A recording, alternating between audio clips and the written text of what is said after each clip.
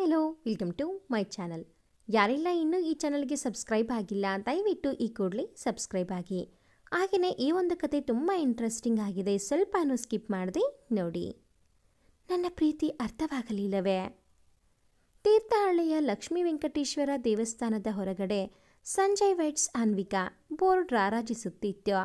ಒಳಗಡೆ ಒಡವೆ ಬಟ್ಟೆಗಳ ಚರ್ಚೆಯಲ್ಲಿ ಮುಳುಗಿದ ಹೆಂಗಸರು, ಇಹಲೋಕದ ಪರಿವೆಯೇ ಇಲ್ಲದೆ ತಮ್ಮದೇ ಲೋಕದಲ್ಲಿ ಆಡುತ್ತಿರುವ ಮಕ್ಕಳು, ರಾಜಕೀಯದ ಬಗ್ಗೆ ಬಿಸಿ ಬಿಸಿ ಚರ್ಚೆ ಮಾಡುತ್ತಿರುವ ಗಂಡಸರು, ಮದುವೆಗೆ ಬಂದಿರುವ ಹೆಣ್ಣು ಮಕ್ಕಳನ್ನು ಹೇಗೆ ಒಲಿಸಿಕೊಳ್ಳಬೇಕೆಂದು ತಲೆಗೆಡಿಸಿಕೊಂಡಿರುವ ಹುಡುಗರು, ಬಂದ ಹುಡುಗರಲ್ಲಿ ಯಾರಾದರೂ ತನಗೆ ಹೊಂದಿಕೆಯಾಗಬಹುದಾ ಎಂದು ಹರಳುಗಣ್ಣಿನಿಂದ ನೋಡುತ್ತಿರುವ ಹುಡುಗಿಯರು.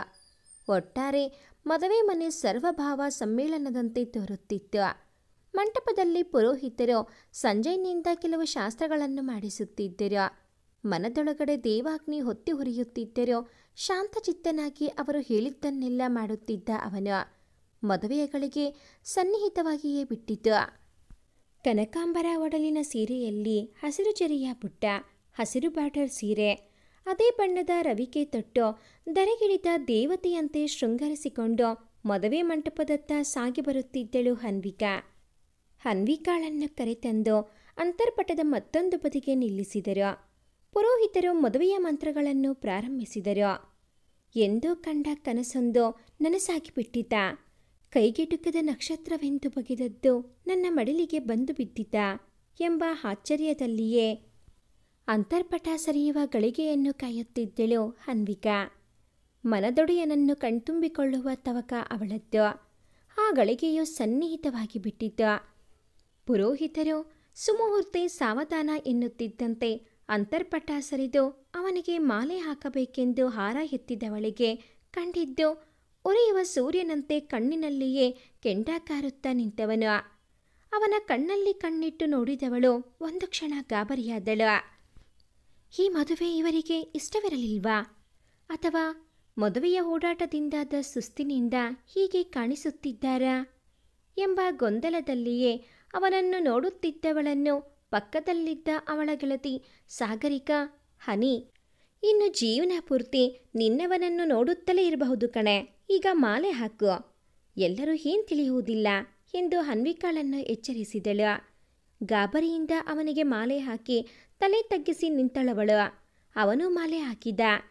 ಪುರೋಹಿತರ ನಿರ್ದೇಶನದಂತೆ ಮುಂದಿನ ವಿಧಿವಿಧಾನಗಳು ನೆರವೇರುತ್ತಿದ್ದವು. ತನ್ನವನ ಹೆಸರಿನ ಮಾಂಗಲ್ಯವನ್ನು ಕೊರಳಿಗೇರಿಸಿಕೊಳ್ಳುವ ತವಕದಲ್ಲಿದ್ದವಳಿಗೆ ಅವನ ಕಣ್ಣಲ್ಲಿದ್ದ ಭಾವ ಭಯ ಮೂಡಿಸಿತ್ತು. ಮದುವೆಗೆ ಒಪ್ಪಿಗೆ ಸೂಚಿಸಿ ತಪ್ಪು ಮಾಡಿಬಿಟ್ಟೆನಾ ಎಂದು ಮನದಲ್ಲಿಯೇ ಕೇಳಿಕೊಳ್ಳುತ್ತಾ ಅವನ ವರ್ತನೆಗೆ ಕಾರಣವನ್ನು ಹುಡುಕುತ್ತಾ ಕುಳಿತಿದ್ದಳವಳು.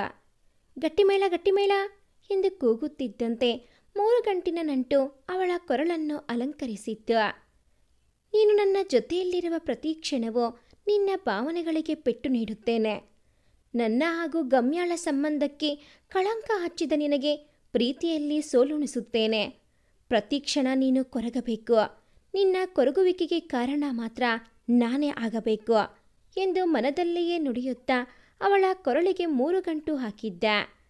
ಅಗ್ನಿಸಾಕ್ಷಿಯಾಗಿ ಅವಳನ್ನು ತನ್ನ ಮಡದಿಯೆಂದು ಸ್ವೀಕರಿಸಿದವನು ಸ್ವತಃ ಅವಳನ್ನು ಅಗ್ನಿ ಪರೀಕ್ಷೆಗೆ ಗುರಿ ಮಾಡುವುದಕ್ಕೆ ಕಾಯುತ್ತಿದ್ದ.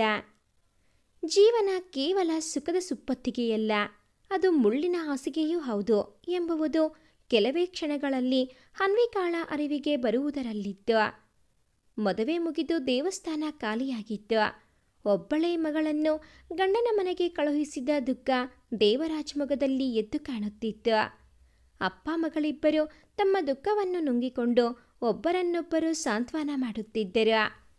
ಏನಣ್ಣ ನೀವು ಅವಳನ್ನು ಯಾರೋ ಪರಿಚಯವಿಲ್ಲದವರ ಮನೆಗೆ ಕಳುಹಿಸುತ್ತಿರುವಂತೆ ದುಃಖಿಸುತ್ತಿದ್ದೀರಲ್ಲ?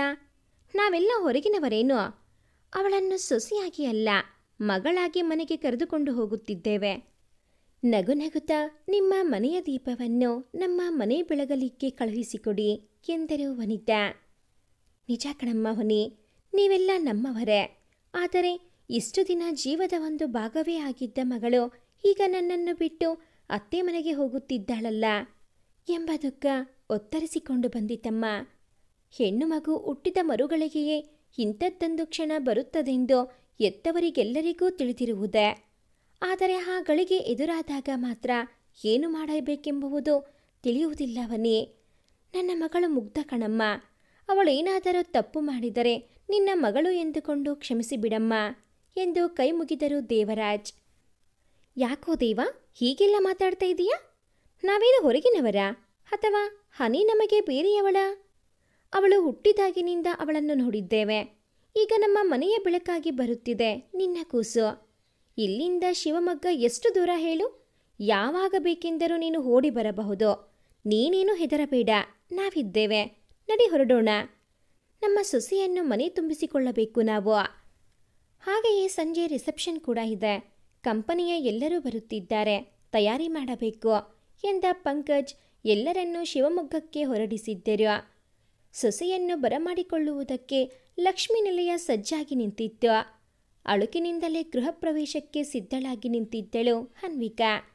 ಬೆಳಗ್ಗಿನಿಂದ ಸಂಜೆಯಿನ ಕೋಪತಾಪವನ್ನು ಸಹಿಸಿಕೊಂಡವಳಿಗೆ ಅದೇನೋ ಅವ್ಯಕ್ತ ಭಯ ಮೂಡಿತ್ತು ಎದೆಯೊಳಗೆ.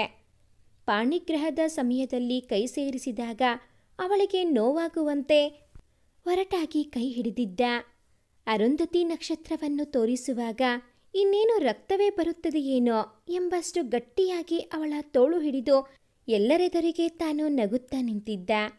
ಅವನು ಹಿಡಿದ ರಭಸಕ್ಕೆ ಎಲ್ಲರೆದುರಿಗೆ ಹೇಳಲು ಆಗದೆ, ಬಿಡಿಸಿಕೊಳ್ಳುವುದಕ್ಕೂ ಆಗದೆ ಕಣ್ತುಂಬಿಕೊಂಡು ನಿಂತಿದ್ದಳವಳು. ಅದನ್ನು ಕಂಡವನ ಹೃದಯ ಒಮ್ಮೆ ಮರಗಿದರೂ ಹೀಗೆಯೇ ಆಗಬೇಕು ಇವಳಿಗೆ. ಇದು ಆರಂಭವಷ್ಟೇ, ಮುಂದೆ ಇನ್ನೇನು ಕಾದಿದೆ ನೋಡು ಎಂದು ಮನದಲ್ಲಿಯೇ ಹೇಳಿಕೊಂಡು ಹಲ್ಲು ಕಡಿದಿದ್ದ. ಅಕ್ಕಿ ಬೆಲ್ಲದ ಸೇರನ್ನು ಇಟ್ಟು ಇಬ್ಬರಿಗೂ ಆರತಿ ಮಾಡಿ ಸೊಸೆಯನ್ನು ಮನೆ ತುಂಬಿಸಿಕೊಂಡಿದ್ದರು ವನಿತಾ. ಈಗಾಗಲೇ ಮನೆಯವರೆಲ್ಲ ಪರಿಚಯವಿದ್ದರೂ ಸೊಸೆಯಾಗಿ ಮೊದಲನೇ ಬಾರಿ ಬರುತ್ತಿರುವವಳಲ್ಲಿ ಅದೇನೋ ಅಂಜಿಕೆ. ಬೆದರಿದ ಹರಣಿಯಂತೆ ತಲೆ ತಗ್ಗಿಸಿ ನಿಂತಿದ್ದಳು. ಸಂಜು, ನಿನಗೆ ಸುಸ್ತಾಗಿದ್ರೆ ಸ್ವಲ್ಪ ಹೊತ್ತು ನಿನ್ನ ಕೋಣೆಯಲ್ಲಿ ರೆಸ್ಟ್ ಮಾಡು. ಸಂಜೆ 6 ಗಂಟೆಗೆಲ್ಲ ರೆಡಿ ಇರಬೇಕು. ಹನಿ, ನೀನು ಕೆಳಗಿನ ಕೋಣೆಗೆ ಹೋಗಿ ಸ್ವಲ್ಪ ರೆಸ್ಟ್ ಮಾಡಮ್ಮ ಎಂದು ಇಬ್ಬರನ್ನೂ ಕಳುಹಿಸಿ ಬಂದವರನ್ನೆಲ್ಲ ವಿಚಾರಿಸುವುದಕ್ಕೆ ತೊಡಗಿದರು ವನಿತಾ. ಕೆಳಗಿನ ಕೋಣೆ ಹೊಕ್ಕ ಅನ್ವಿಕಾಳಿಗೆ ಸಂಜಯ್ನ ನಡವಳಿಕೆ ಬಿಡಿಸಲಾರದ ಕಗ್ಗಂಟಾಗಿತ್ತು. ಅವರಿಗೆ ಮದುವೆ ಇಷ್ಟವಿರಲಿಲ್ವಾ? ಅತ್ತೆಯ ಬಳಿ ಕೇಳಿದಾಗ ಅವರೇ ಬಂದು ನನ್ನನ್ನೇ ಮದುವೆಯಾಗುವುದು ಎಂದು ಹೇಳಿದ್ದರು ಎಂದರಲ್ಲ. ಹಾಗಾದರೆ ಹೀಗ್ಯಾಕೆ ಈ ತರಹ ವರ್ತಿಸುತ್ತಿದ್ದಾರೆ? ನಾನೇ ಬೇಕೆಂದು ಮದುವೆಯಾದವರ ಕಣ್ಣಲ್ಲಿ ಒಲವಿನ ಸಣ್ಣ ಬಿಂದುವಾದರೂ ಕಾಣಬೇಕಿತ್ತಲ್ಲವಾ? ಶ್ರೀಹರಿ, ಇದೆಂತಹ ಪರೀಕ್ಷೆ ಮಾಡುತ್ತಿದ್ದೀಯಾ ನನ್ನ? ನಾನವರನ್ನು ಪ್ರೀತಿಸಿದ್ದು ನಿಜವಾದರೂ ಅವರನ್ನೇ ಪಡೆಯಬೇಕೆಂಬ ಸ್ವಾರ್ಥ ಎಂದೂ ನನ್ನ ಮನದಲ್ಲಿ ಬಂದಿರಲಿಲ್ಲ. ಅವರು ಚೆನ್ನಾಗಿರಲಿ ಎಂದೇ ನಿನ್ನಲ್ಲಿ ನಾನು ಬೇಡಿಕೊಂಡಿದ್ದು. ಆದರೆ ನೀನು ನನ್ನನ್ನು ಯಾವ ಬಗೆಯ ಪರೀಕ್ಷೆಗೆ ಒಡ್ಡುತ್ತಿರುವೆ ಎಂದು ತಿಳಿಯುತ್ತಿಲ್ಲ. ಏನೇ ಆಗಲಿ ಎಲ್ಲವನ್ನೂ ಎದುರಿಸುವ ಶಕ್ತಿ ನೀಡು ಅಷ್ಟೇ. ಯೋಚಿಸುತ್ತಾ ಕುಳಿತವಳನ್ನು ವನಿತಾರವರೇ ಬಂದು ಎಚ್ಚರಿಸಿದರು. ರಿಸೆಪ್ಷನ್ಗೆ ತಯಾರಾಗು ಪುಟ್ಟಿ. ತಗೋ, ನಿನ್ನ ಬಟ್ಟೆ ಒಡವೆ ಎಲ್ಲ ಇಲ್ಲಿಟ್ಟಿದ್ದೇನೆ ಎಂದವರು ಅವಳ ಸಹಾಯಕ್ಕೆ ಸಾಗರಿಕಾಳನ್ನು ಕಳುಹಿಸಿದರು. ಯಾಕೆ ಹನಿ, ಇಷ್ಟು ಡಲ್ಲಾಗಿದ್ದೀಯಾ? ಸುಸ್ತಾಗುತ್ತಿದೆಯಾ? ತಿನ್ನುವುದಕ್ಕೆ ಏನಾದರೂ ತಂದುಕೊಡ್ಲಾ ಎಂದು ಪ್ರೀತಿಯಿಂದ ಕೇಳಿದ ಗೆಳತಿಗೆ ತನ್ನ ಮನದ ತೊಳಲಾಟವನ್ನು ಹೇಳಲಾಗದೆ ನಗುವಿನ ಮುಖವಾಡ ಹೊದ್ದಳು. ಅಂತೂ ರಿಸೆಪ್ಷನ್ ಮುಗಿದು ಹೆಚ್ಚಿನ ನೆಂಟರೆಲ್ಲ ಹೊರಟಾಗಿತ್ತು. ತೀರಾ ಹತ್ತಿರದವರಷ್ಟೇ ಮನೆಯಲ್ಲಿ ಉಳಿದಿದ್ದರು. ಮೊದಲ ರಾತ್ರಿಯ ಶಾಸ್ತ್ರಕ್ಕೆ ಎಲ್ಲವನ್ನೂ ಹಣಿಗೊಳಿಸಲಾಗುತ್ತಿತ್ತು. ಸಂಜಯ್ನನ್ನು ಎದುರಿಸುವ ಭಯ ಅನ್ವಿಕಾಳ ಮನದಲ್ಲಿ ಮನೆ ಮಾಡಿತ್ತು. ಕಳೆದ 6-7 ವರ್ಷಗಳಿಂದ ಅವನೊಡನೆ ಒಂದೇ ಒಂದು ಮಾತು ಆಡಿಲ್ಲ ಅವಳು. ದೂರದಿಂದ ಅವನನ್ನು ನೋಡಿ ಕಣ್ತುಂಬಿಕೊಳ್ಳುವುದಷ್ಟೇ. ಅವನು ದುರ್ವಾಸ ಮುನಿ, ತನ್ನ ಮೂಗಿನ ನೇರಕ್ಕೆ ನಡೆಯಬೇಕೆಂದು ಬಯಸುವವನು. ಅನ್ವಿಕಾಳ ಪ್ರೀತಿಯ ಬಗ್ಗೆ ಅವನಿಗರಿವಿಲ್ಲ. ಅಪ್ಪ, ಅಮ್ಮ, ಜಗನ್ ಹಾಗೂ ಗಮ್ಯ ಇಷ್ಟೇ ಅವನ ಪ್ರಪಂಚ. ಜೊತೆಗೆ ತಾನೇ ಕಟ್ಟಿ ಬೆಳೆಸಿದ ಪುಟ್ಟದೊಂದು ಕಂಪನಿ. ಇದರ ಪರದೆಯಾಚೆಗೆ ಅವನಿಗೇನೂ ತಿಳಿದಿಲ್ಲ. ತಿಳಿಯುವ ಪ್ರಯತ್ನವನ್ನು ಅವನು ಮಾಡಿಲ್ಲ. ಆದರೆ ಅನ್ವಿಕಾಳನ್ನು ಕಂಡಾಗಲೆಲ್ಲ ಎದೆಯಲ್ಲಿ ಮೂಡುತ್ತಿದ್ದ ಭಾವ ಏನು ಎಂಬುದು ಅವನಿಗೆ ಅರಿವಾಗಿರಲಿಲ್ಲ. ಅವಳನ್ನು ಮಾತನಾಡಿಸುವುದಕ್ಕೆ ಏನೋ ಬಿಗುಮಾನ ಅವನಿಗೆ. ಚಿಕ್ಕವರಿದ್ದಾಗ ಜೊತೆಯಲ್ಲೇ ಆಡಿದ್ದರೂ ಬೆಳೆಯುತ್ತಾ ಹೋದಂತೆ ಇಬ್ಬರ ನಡುವಿನ ಅಂತರ ಹೆಚ್ಚಿತ್ತು. ಜೊತೆಗೆ ಗಮ್ಯಾಳ ಸ್ನೇಹ ಅವನನ್ನು ಎಲ್ಲರಿಂದಲೂ ವಿಮುಖನನ್ನಾಗಿ ಮಾಡಿತ್ತು. ಈಗ ಗಮ್ಯಾಳ ಕುತಂತ್ರಕ್ಕೆ ದ್ವೇಷಕ್ಕೆ ಬಲಿಯಾಗಿ ಹನ್ವಿಕಾಳನ್ನು ವರಿಸಿದ್ದ. ಏನೇನೋ ಶಾಸ್ತ್ರ ಮುಗಿಸಿ ನವದಂಪತಿಗಳನ್ನು ಕೋಣೆಗೆ ಕಳುಹಿಸಿದ್ದರು. ಸಂಜೆಯಿನ ಹಿಂದೆಯೇ ಕೋಣೆಗೆ ಕಾಲಿಟ್ಟವಳಿಗೆ ಇನ್ನು ಮುಂದೆ ತನ್ನ ಜೀವನ ತಾನೆಣಿಸಿದಂತೆ ಇರುವುದಿಲ್ಲ ಎಂಬುದು ಅರಿವಾಗಿ ಹೋಗಿತ್ತು. ಬಾಗಿಲಿಗೆ ಚಿಲಕ ಸಿಕ್ಕಿಸಿ ಅಲ್ಲಿಯೇ ನಿಂತಿದ್ದಳು. ಮುಂದೆ ಹೆಜ್ಜೆ ಕಿತ್ತಿಡಲಾಗದೆ. ಸಂಜಯ್ ಕೋಣೆಯೊಳಗೆ ಬಂದವನೇ ಅಲ್ಲೇ ಪಕ್ಕದಲ್ಲಿದ್ದ ಚೇಂಜಿಂಗ್ ರೂಮಿಗೆ ಹೋಗಿ ಬಟ್ಟೆ ಬದಲಾಯಿಸಿ ರಾತ್ರಿ ಉಡುಗೆ ಧರಿಸಿ ಆರಾಮಾಗಿ ಮಂಚದ ಮೇಲೆ ಕುಳಿತಿದ್ದ. ಏನು ಮಾಡಬೇಕು ಎಂದು ತಿಳಿಯದೆ ಗೊಂದಲದಲ್ಲಿಯೇ ರೂಮಿನ ತುಂಬ ಕಣ್ಣಾಯಿಸುತ್ತಾ ನಿಂತವಳನ್ನು ಬೆಳಗ್ಗೆ ಕರೆದ. ಹನ್ವಿಕಾ, ನಿನ್ನ ಬಳಿ ಮಾತನಾಡಬೇಕು ಬಾ. ಕಂಚಿನ ಕಂಠಕ್ಕೆ ಬಿಚ್ಚಿ ಅವನ ಎದುರಿಗೆ ಹೋಗಿ ನಿಂತಿದ್ದಳು. ಕುಳಿತುಕೋ. ಅವನು ನುಡಿದ ರಭಸಕ್ಕೆ ಪಟ್ಟೆಂದು ಮಂಚದ ಒಂದು ತುದಿಯಲ್ಲಿಯೇ ಕುಳಿತು ಬಿಟ್ಟಳು. ಏಳೆ ಮೇಲೆ, ಮಂಚದ ಮೇಲೆ ಕುಳಿತುಕೋ ಎಂದು ಹೇಳಿದ್ಯಾರು ನಿನಗೆ? ಈ ಮಂಚದಲ್ಲಿ ಜಾಗವೇನಿದ್ದರೋ ನನ್ನ ಮನಮೆಚ್ಚಿದ ಹುಡುಗಿಗೆ ಮಾತ್ರ. ಅದು ನೀನಲ್ಲ. ನಿನಗೆ ದೊರಕುವುದೂ ಇಲ್ಲ. ಬೆಳಗಿನಿಂದ ಅವನ ವರ್ತನೆಗೆ ನೊಂದವಳಿಗೆ ಈಗಂತೂ ಅವನಾಡಿದ ಮಾತುಗಳನ್ನು ಜೀರ್ಣಿಸಿಕೊಳ್ಳುವುದಕ್ಕೆ ಆಗುತ್ತಿರಲಿಲ್ಲ. ಅವನ ಹೊರಟು ನುಡಿಗೆ ಕಣ್ತುಂಬಿಸಿಕೊಂಡು ಎದ್ದು ಅಲ್ಲಿಯೇ ನಿಂತುಕೊಂಡಳು. ಈಗ ನಿನಗೆ ತುಂಬ ಸಂತೋಷವಾಗಿರಬೇಕಲ್ಲ. ನಿನ್ನಿಚ್ಛೆಯಂತೆಯೇ ನನ್ನನ್ನು ಮದುವೆಯಾದೆಯಲ್ಲ. ನೀನು ನನ್ನನ್ನು ತುಂಬ ಪ್ರೀತಿಸುತ್ತೀಯಂತೆ. ಇವತ್ತಿನಿಂದ ನಾನು ನೋಡಿಯೇ ಬಿಡುತ್ತೀನಿ ನಿನ್ನ ಪ್ರೀತಿಯ ಆಳ ಎಷ್ಟೆಂದು. ಒಮ್ಮೆ ಅವಳೆಡೆಗೆ ವ್ಯಂಗ್ಯ ನೋಟ ಬೀರಿದವನು ಮಾತು ಮುಂದುವರಿಸಿದ. ನಾನು ಗಮ್ಯ ಒಬ್ಬರನ್ನೊಬ್ಬರು ಪ್ರೀತಿಸುತ್ತಿದ್ದೇವೆ ಎಂದು ನಿನಗ್ಯಾರು ಹೇಳಿದ್ದು? ಗೆಳೆತನಕ್ಕೂ ಪ್ರೀತಿಗೂ ವ್ಯತ್ಯಾಸ ತಿಳಿಯದಷ್ಟು ಮೂಡಳ ನೀನು. ಕಾಲೇಜಿನಲ್ಲಿ ನಮ್ಮಿಬ್ಬರ ಬಗ್ಗೆ ಇಲ್ಲಸಲ್ಲದ್ದು ಹಬ್ಬಿಸಿದ್ದು ಸಾಲದು ಅಂತ ಈಗಲೂ ಅದೇ ಕೆಲಸ ಮಾಡುತ್ತಿದ್ದೀಯಲ್ಲ. ನಿನಗೆ ಮನಸ್ಸಾಕ್ಷಿ ಅನ್ನುವುದೇ ಇಲ್ವಾ? ಸುಮ್ಮನೆ ಒಬ್ಳು ಹುಡುಗಿಯ ಚರಿತ್ರೆ ಕಳಂಕ ಹಚ್ಚಿದೆಯಲ್ಲ. ಈಗ ಅದೆಲ್ಲದಕ್ಕೂ ನೀನು ಬೆಲೆ ತೆರಬೇಕು. ನಾನು ನಿನ್ನನ್ನು ಇಷ್ಟಪಟ್ಟು ಮದುವೆಯಾದದ್ದು ಎಂದು ತಿಳಿದಿರುವೆಯಲ್ಲ, ಅದು ನಿನ್ನ ಭ್ರಮೆ. ನಾನು ನಿನಗೆ ಕಷ್ಟ ಕೊಡುವುದಕ್ಕೆಂದು ನಿನ್ನನ್ನು ಮದುವೆಯಾದದ್ದು. ಇದು ನೀನೇ ಪ್ರಾರಂಭಿಸಿದ ಆಟ. ಈಗ ಆಡುವ ಬಾರಿ ನನ್ನದು. ಅನುಭವಿಸುವುದು ಮಾತ್ರವೇ ನಿನಗೆ ಉಳಿದಿರುವ ಆಯ್ಕೆ. ಇನ್ನೊಂದು ವಿಷಯ, ನಮ್ಮಿಬ್ಬರ ನಡುವಿನ ಬಿರುಕು ಅಪ್ಪ ಅಮ್ಮನಿಗೆ ಕಾಣಿಸಬಾರದು. ಹಾಗೊಮ್ಮೆ ಅವರಿಗೆ ತಿಳಿಯಿತು ಅಂದುಕೋ, ಆ ಕ್ಷಣವೇ ಈ ಮನೆಯಲ್ಲಿ ನಿನ್ನ ಕೊನೆಯ ಕ್ಷಣ. ಮುಂದೆ ನಿನ್ನ ಅಪ್ಪನಿಗೆ ಏನಾದರೂ ಹೆಚ್ಚು ಕಡಿಮೆಯಾದರೆ ಅದಕ್ಕೆ ನೀನೇ ಹೊಣೆಯಾಗುವೆ. ನೆನಪಿನಲ್ಲಿರಲಿ, ನಿನಗಿರುವುದು ಅಪ್ಪ ಮಾತ್ರವೇ. ಅವರನ್ನು ಕಳೆದುಕೊಳ್ಳುವುದಕ್ಕೆ ನೀನು ಬಯಸಲಾರೆ. ಹಾಗಾಗಿ ನೀನು ನನ್ನ ಮಾತನ್ನು ಮೀರಲಾರೆ ಎಂದು ನಾನು ತಿಳಿಯುತ್ತೇನೆ ಎಂದವ ತನ್ನ ಮಾತು ಮುಗಿಸಿ ಅವಳ ಮುಖ ನೋಡಿದ್ದ. ಬೆಳಗಿನ ಅಲಂಕಾರ, ಹೆಚ್ಚಿನ ಒಡವೆಗಳೇನೂ ಇಲ್ಲದೆ ಸರಳ ಸುಂದರಿಯಾಗಿ ನಿಂತವಳ ಕಣ್ಣಲ್ಲಿ ಜಲಧಾರೆ. ಪೆಟ್ಟು ತಿಂದ ಅಕ್ಕಿಯಂತಹ ಅವಳ ನೋಟ ಅವನಿಗೆ ಏನೋ ವೇದನೆಯನ್ನುಂಟು ಮಾಡಿತ್ತು. ಆದರೆ ಅದೇನೆಂಬುದು ಅವನಿಗೆ ತಿಳಿಯಲಿಲ್ಲ. ಅವಳ ಮೇಲೆ ತನ್ನ ಭಾವನೆ ಏನು ಎಂಬುದನ್ನು ಕೆದಕುವ ಪ್ರಯತ್ನವನ್ನು ಅವನು ಮಾಡಲಿಲ್ಲ. ಕಷ್ಟಪಟ್ಟು ತನ್ನ ದುಃಖವನ್ನು ಹತ್ತಿಕ್ಕಿಕೊಂಡು ಅವನೊಡನೆ ಮಾತನಾಡುವುದಕ್ಕೆ ಮುಂದಾದಳು. ನೋಡಿ, ನಾನು ನಿಮ್ಮನ್ನು ಪ್ರೀತಿಸುತ್ತೇನೆ ಅಥವಾ ನಿಮ್ಮೊಂದಿಗೆ ಮದುವೆ ಮಾಡಿಸಿ ಎಂದು ನಾನು ಯಾರನ್ನೂ ಕೇಳಿಕೊಂಡಿಲ್ಲ. ಹಾಗೆಯೇ ನೀವು ಮತ್ತು ಗಮ್ಯ ಪರಸ್ಪರ ಪ್ರೀತಿಸುತ್ತಿರಬಹುದು ಎಂದು ಕೂಡ ಯಾರ ಬಳಿಯೂ ಹೇಳಿಲ್ಲ. ಕಾಲೇಜಿನಲ್ಲಿ ಏನಾಗಿತ್ತೋ ನನಗೆ ತಿಳಿದಿಲ್ಲ. ನಾನು ಗಮ್ಯ ಬಗ್ಗೆ ಯಾರ ಬಳಿಯೂ ಕೆಟ್ಟದಾಗಿ ಹೇಳಿಲ್ಲ. ದಯವಿಟ್ಟು ನನ್ನನ್ನು ನಂಬಿ. ನೋಡು, ನೀನು ಏನು ಮಾಡಿರುವೆ ಎಂಬುದು ನನಗೆ ತಿಳಿದಿದೆ. ಸುಮ್ಮನೆ ನಿನ್ನ ತಪ್ಪನ್ನು ಮುಚ್ಚಿಕೊಳ್ಳುವ ಪ್ರಯತ್ನ ಬೇಡ. ಈಗ ನೀನೇನು ಹೇಳಿದರೂ ನಾನು ನಂಬಲಾರೆ. ಸತ್ಯ ಏನು ಎಂಬುದು ನನಗೆ ತಿಳಿದಿದೆ. ಮದುವೆಯಾಗಿದೆ, ಹಾಗಾಗಿ ಅನಿವಾರ್ಯವಾಗಿ ನಾನು ನಿನ್ನನ್ನು ಒಪ್ಪಿಕೊಳ್ಳುತ್ತೇನೆ ಎಂಬ ಆಸೆ ಏನಾದರೂ ಇದ್ದರೆ ಅದನ್ನು ಈಗಲೇ ಸಮಾಧಿ ಮಾಡಿಬಿಡು. ಈ ಸಂಜಯ್ನ ಮನವನ್ನು ಗೆಲ್ಲುವುದು ನಿನಗೆ ಸಾಧ್ಯವಿಲ್ಲ. ಹಾಗೆಯೇ ನನ್ನ ಆಯ್ಕೆಯ ಹುಡುಗಿ ನೀನಾಗುವುದಕ್ಕೂ ಸಾಧ್ಯವಿಲ್ಲ ಎಂದವನು ಮುಂದೆ ಮಾತಿಗೆ ಆಸ್ಪದವಿಯದಂತೆ ತನ್ನ ಪಾಡಿಗೆ ಮಂಚದಲ್ಲಿ ಅಡ್ಡಾಗಿದ್ದ. ಇನ್ನು ಅವನಿಗೆ ತಿಳಿಸಿ ಹೇಳಿ ಪ್ರಯೋಜನವಿಲ್ಲ ಎಂದುಕೊಂಡವಳು ಅವನ ಪಕ್ಕದಿಂದ ದಿಂಬು ಹಾಗೂ ಚಾದರವನ್ನೆತ್ತಿಕೊಂಡು ಪಕ್ಕದಲ್ಲಿದ್ದ ಸೋಫಾದ ಮೇಲೆ ಕುಳಿತುಕೊಂಡಳು. ತನ್ನ ಹಣೆ ಬರಹವನ್ನು ನೆನೆದವಳಿಗೆ ದುಃಖ ಹುಕ್ಕಿ ಬಂದಿತ್ತು. ಅಳುತ್ತಾ ಮಲಗಿದವಳ ಮನ ಹಳೆಯದನ್ನು ನೆನೆಯುವುದಕ್ಕೆ ಪ್ರಾರಂಭಿಸಿತು.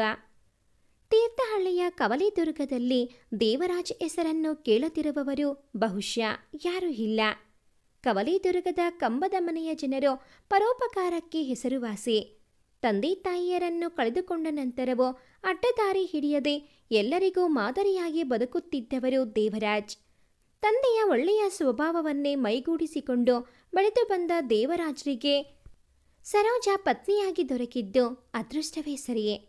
ಎಲ್ಲರೂ ಮದುವೆಯಾಗಿ ಪಟ್ಟಣ ಸೇರುವ ಕಾಲದಲ್ಲಿ ಅಷ್ಟೇನೂ ಬೆಳೆದಿರದ, ಹೆಚ್ಚಿನ ಸೌಕರ್ಯಗಳಿರದ ತೀರ್ಥಹಳ್ಳಿಗೆ ಮನಸ್ಫೂರ್ತಿಯಾಗಿ ಸೊಸೆಯಾಗಿ ಬಂದಿದ್ದರು ಸರೋಜಾ.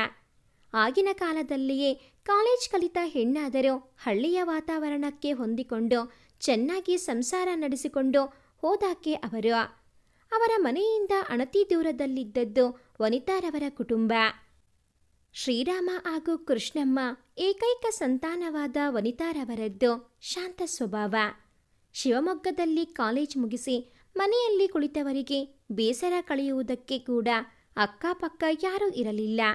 ಸ್ವಲ್ಪ ದೂರದಲ್ಲಿ ದೇವರಾಜರ ಮನೆಯನ್ನು ಹೊರತುಪಡಿಸಿ ಸುತ್ತಲೂ ಸುಮಾರು 1 ಕಿಲೋಮೀಟರ್ ತನಕ ಬೇರೆ ಯಾವುದೇ ಮನೆಗಳಿರಲಿಲ್ಲ. ಹಾಗಾಗಿ ಸರೋಜಾ ಬಂದಿದ್ದು ವನಿತಾಗೆ ಸಹಜವಾಗಿಯೇ ಸಂತಸವಾಗಿತ್ತು. ಸ್ವಲ್ಪ ದಿನದಲ್ಲಿಯೇ ಇಬ್ಬರು ಆತ್ಮೀಯ ಗೆಳತಿಯರಾದರು. ಹೀಗೆಯೇ ದಿನ ಸಾಗುತ್ತಿರಲಾಗಿ ವನಿತಾರವರ ಜಾತಕ ಶಿವಮೊಗ್ಗದಲ್ಲಿ ಸಣ್ಣದೊಂದು ಫ್ಯಾಕ್ಟರಿ ನಡೆಸುತ್ತಿರುವ ಪಂಕಜ್ರಿಗೆ ತಲುಪಿತ್ತು. ಎಲ್ಲ ಹೊಂದಾಣಿಕೆಯಾಗಿ ವನಿತಾರವರು ಪಂಕಜ್ರನ್ನು ಮದುವೆಯಾಗಿ ಲಕ್ಷ್ಮೀ ನಿಲಯ ಸೇರಿದ್ದರು. ಎಲ್ಲವೂ ಸಂತಸದಿಂದ ಸಾಗುತ್ತಿರುವಾಗ ಕಹಿ ಸಂಗತಿಯೊಂದು ಎಲ್ಲರ ಸಂತಸವನ್ನು ನುಂಗಿ ಹಾಕಿತ್ತು. ವನಿತಾರ ಮದುವೆಯಾಗಿ 3-4 ತಿಂಗಳಲ್ಲಿಯೇ ಗದ್ದೆಯಲ್ಲಿ ಕೆಲಸ ಮಾಡಿಸುತ್ತಾ ನಿಂತಿದ್ದ ಶ್ರೀರಾಮ ಹಾವು ಕಡಿದು ಸತ್ತಿದ್ದರು.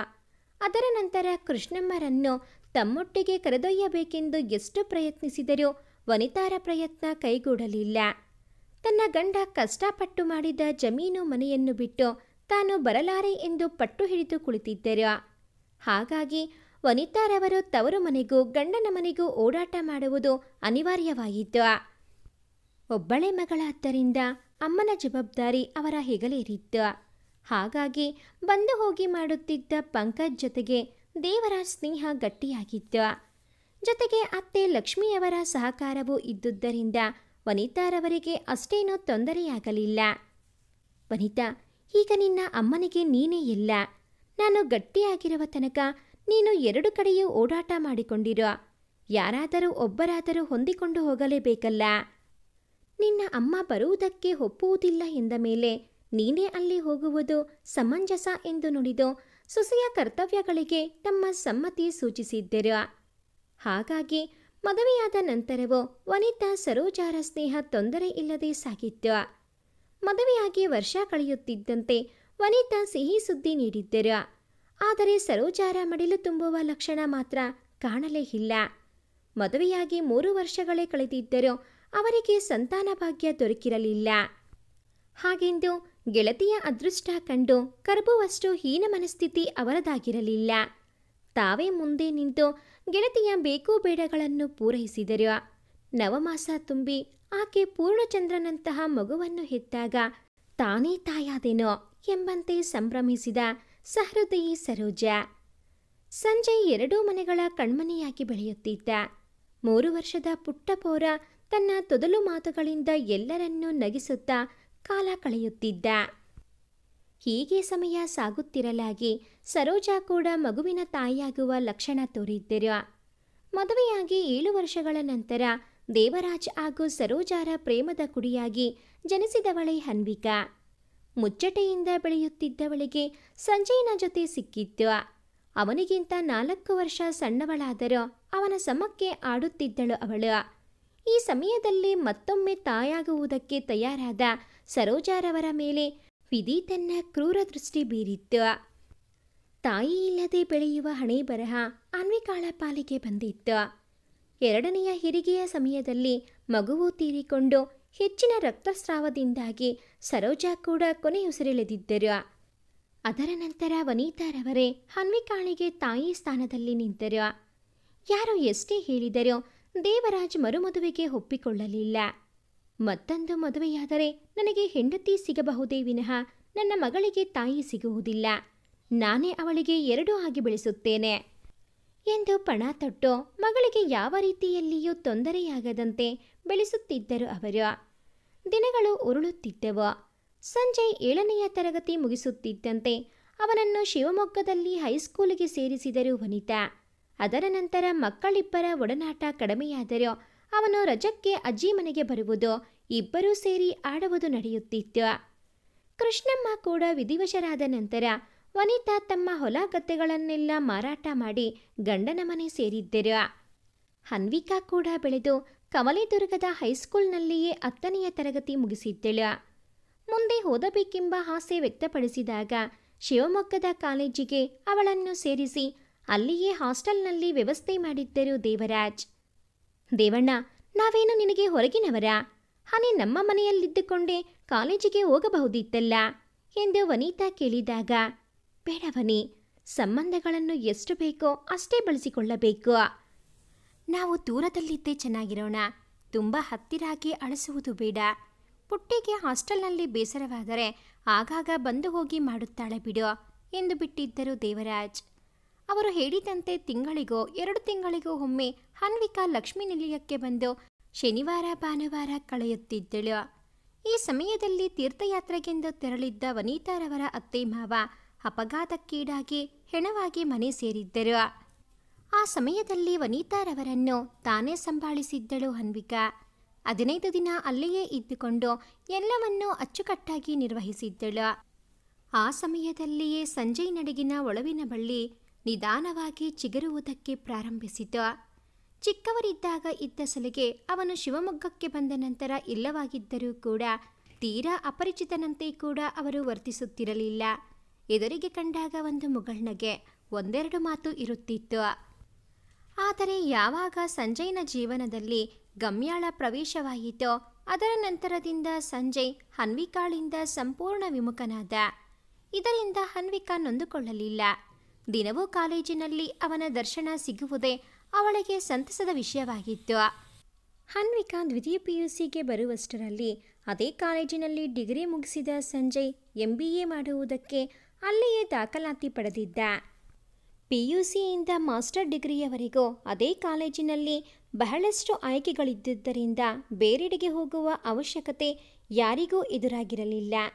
ಒಂದೇ ಕಾಂಪೌಂಡ್ನಲ್ಲಿ ಬೇರೆ ಬೇರೆ ಕಟ್ಟಡಗಳಲ್ಲಿ PUC, ಡಿಗ್ರಿ, ಮಾಸ್ಟರ್ ಡಿಗ್ರಿಯ ಕ್ಲಾಸುಗಳು ನಡೆಯುತ್ತಿದ್ದವು. ಅವನ ಆಪ್ತ ಸ್ನೇಹಿತನೆಂದರೆ ಜಗನ್ ಮಾತ್ರವೇ. ಎಷ್ಟೋ ಹೆಣ್ಣು ಮಕ್ಕಳು ಸಂಜಯ್ನ ಸ್ನೇಹಕ್ಕಾಗಿ ಹಾತೊರೆಯುತ್ತಿದ್ದರು. ಈ ಸಮಯದಲ್ಲಿ ಗಮ್ಯ ಡಿಗ್ರಿ ಪ್ರಥಮ ವರ್ಷಕ್ಕೆ ಅದೇ ಕಾಲೇಜಿಗೆ ಸೇರಿದ್ದಳು. ಶ್ರೀಮಂತಿಕೆಯಲ್ಲಿ ಬೆಳೆದು ಬಂದ ಅವಳಿಗೆ ತನ್ನ ಸೌಂದರ್ಯದ ಮೇಲೆ ಸ್ವಲ್ಪ ಹೆಚ್ಚಿಗೆ ಮೋಹ. ದುಡ್ಡಿನ ಮದವು ಜೊತೆಗೂಡಿ ಅದು ಅವಳನ್ನು ಅಹಂಕಾರಿಯನ್ನಾಗಿಸಿತ್ತು. ಬಯಸಿದ್ದು ಪಡೆದುಕೊಳ್ಳುವುದಕ್ಕೆ ಏನು ಮಾಡುವುದಕ್ಕೂ ಹಿಂಜರಿಯದ ಹೆಣ್ಣವಳು. ದಿನಕ್ಕೊಂದು ಬಗೆಯ ಉಡುಪು ಧರಿಸಿ ಬರುವ ಅವಳನ್ನು ನೋಡುವುದಕ್ಕೆಂದೇ ಹುಡುಗರ ತಂಡು ಕಾತರದಿಂದ ಕಾಯುತ್ತಿರುತ್ತಿತ್ತು. ಆದರೆ ಎಲ್ಲರಿಗಿಂತ ವಿಭಿನ್ನನಾದ ಸಂಜಯ್ ಯಾವ ಹೆಣ್ಣು ಮಕ್ಕಳ ತಂಟೆಗೂ ಹೋಗದೆ ತಾನಾಯಿತು ತನ್ನ ಹೋದಾಯಿತು ಎಂಬಂತೆ ಇರುತ್ತಿದ್ದ. ತನ್ನನ್ನು ನೋಡುವುದಕ್ಕೆ ಮಾಸ್ಟರ್ ಡಿಗ್ರಿಯ ಹುಡುಗರು ಕ್ಯೂ ನಿಲ್ಲುವುದನ್ನು ಕಂಡಿದ್ದ ಗಮ್ಯಾಳಿಗೆ ಸಂಜಯ್ ತನ್ನೆಡೆಗೆ ನೋಟ ಹರಿಸದಿರುವಿಕೆಗೆ ಅಹಂಗೆ ಪೆಟ್ಟು ನೀಡಿತ್ತು. ಹೇಗಾದರೂ ಅವನನ್ನು ತನ್ನ ಸ್ನೇಹಿತನನ್ನಾಗಿ ಮಾಡಿಕೊಳ್ಳಬೇಕೆಂದು ಶಪಥಗೈದಿದ್ದಳು ಅವಳು. ತನ್ನ ಶಪಥ ಸಾಧನೆಗಾಗಿ ಒಮ್ಮೆ ಸಂಜಯ್ ಬರುತ್ತಿರುವಾಗ ತನ್ನ ಕಡೆಯವರಿಗೆ ಹೇಳಿ ಅವನಿಗೆ ಆಕ್ಸಿಡೆಂಟ್ ಮಾಡಿಸಿದ್ದಳು. ಅದೇ ಸಮಯದಲ್ಲಿ ಅಲ್ಲಿಯೇ ಇದ್ದು ತಾನೇ ಆಸ್ಪತ್ರೆಗೆ ಸೇರಿಸಿ ಅವನ ಪ್ರಾಣ ಉಳಿಸುವ ನಾಟಕವನ್ನು ಆಡಿದ್ದಳು. ಆದರೆ ಇದ್ಯಾವುದರ ಅರಿವಿರದ ಸಂಜಯ್ ತನ್ನ ಪ್ರಾಣ ಉಳಿಸಿದವಳೆಂಬ ಭಾವದಲ್ಲಿ ಅವಳೆಡೆಗೆ ಸ್ನೇಹ ಹಸ್ತ ಚಾಚಿದ್ದ. ಗಮ್ಯಾಳ ಅಹಂ ತೃಪ್ತಿಯಾಗಿತ್ತು. ಆದರೆ ಜಗನ್ ಮಾತ್ರ ಸಂಜಯ್ನನ್ನು ಎಚ್ಚರಿಸುತ್ತಲೇ ಇದ್ದ. ನೋಡು ಸಂಜು, ನನಗ್ಯಾಕೋ ಈ ಗಮ್ಯ ಒಳ್ಳೆಯವಳು ಎಂದು ತೋರುತ್ತಿಲ್ಲ. ಮದ ತುಂಬಿಕೊಂಡಿರುವ ಹೆಣ್ಣವಳು. ಅವಳಿಂದ ಯಾವತ್ತಿದ್ದರೂ ನಿನಗೆ ಅಪಾಯವೇ. ಸ್ವಲ್ಪ ಹುಷಾರಿನಲ್ಲಿರು.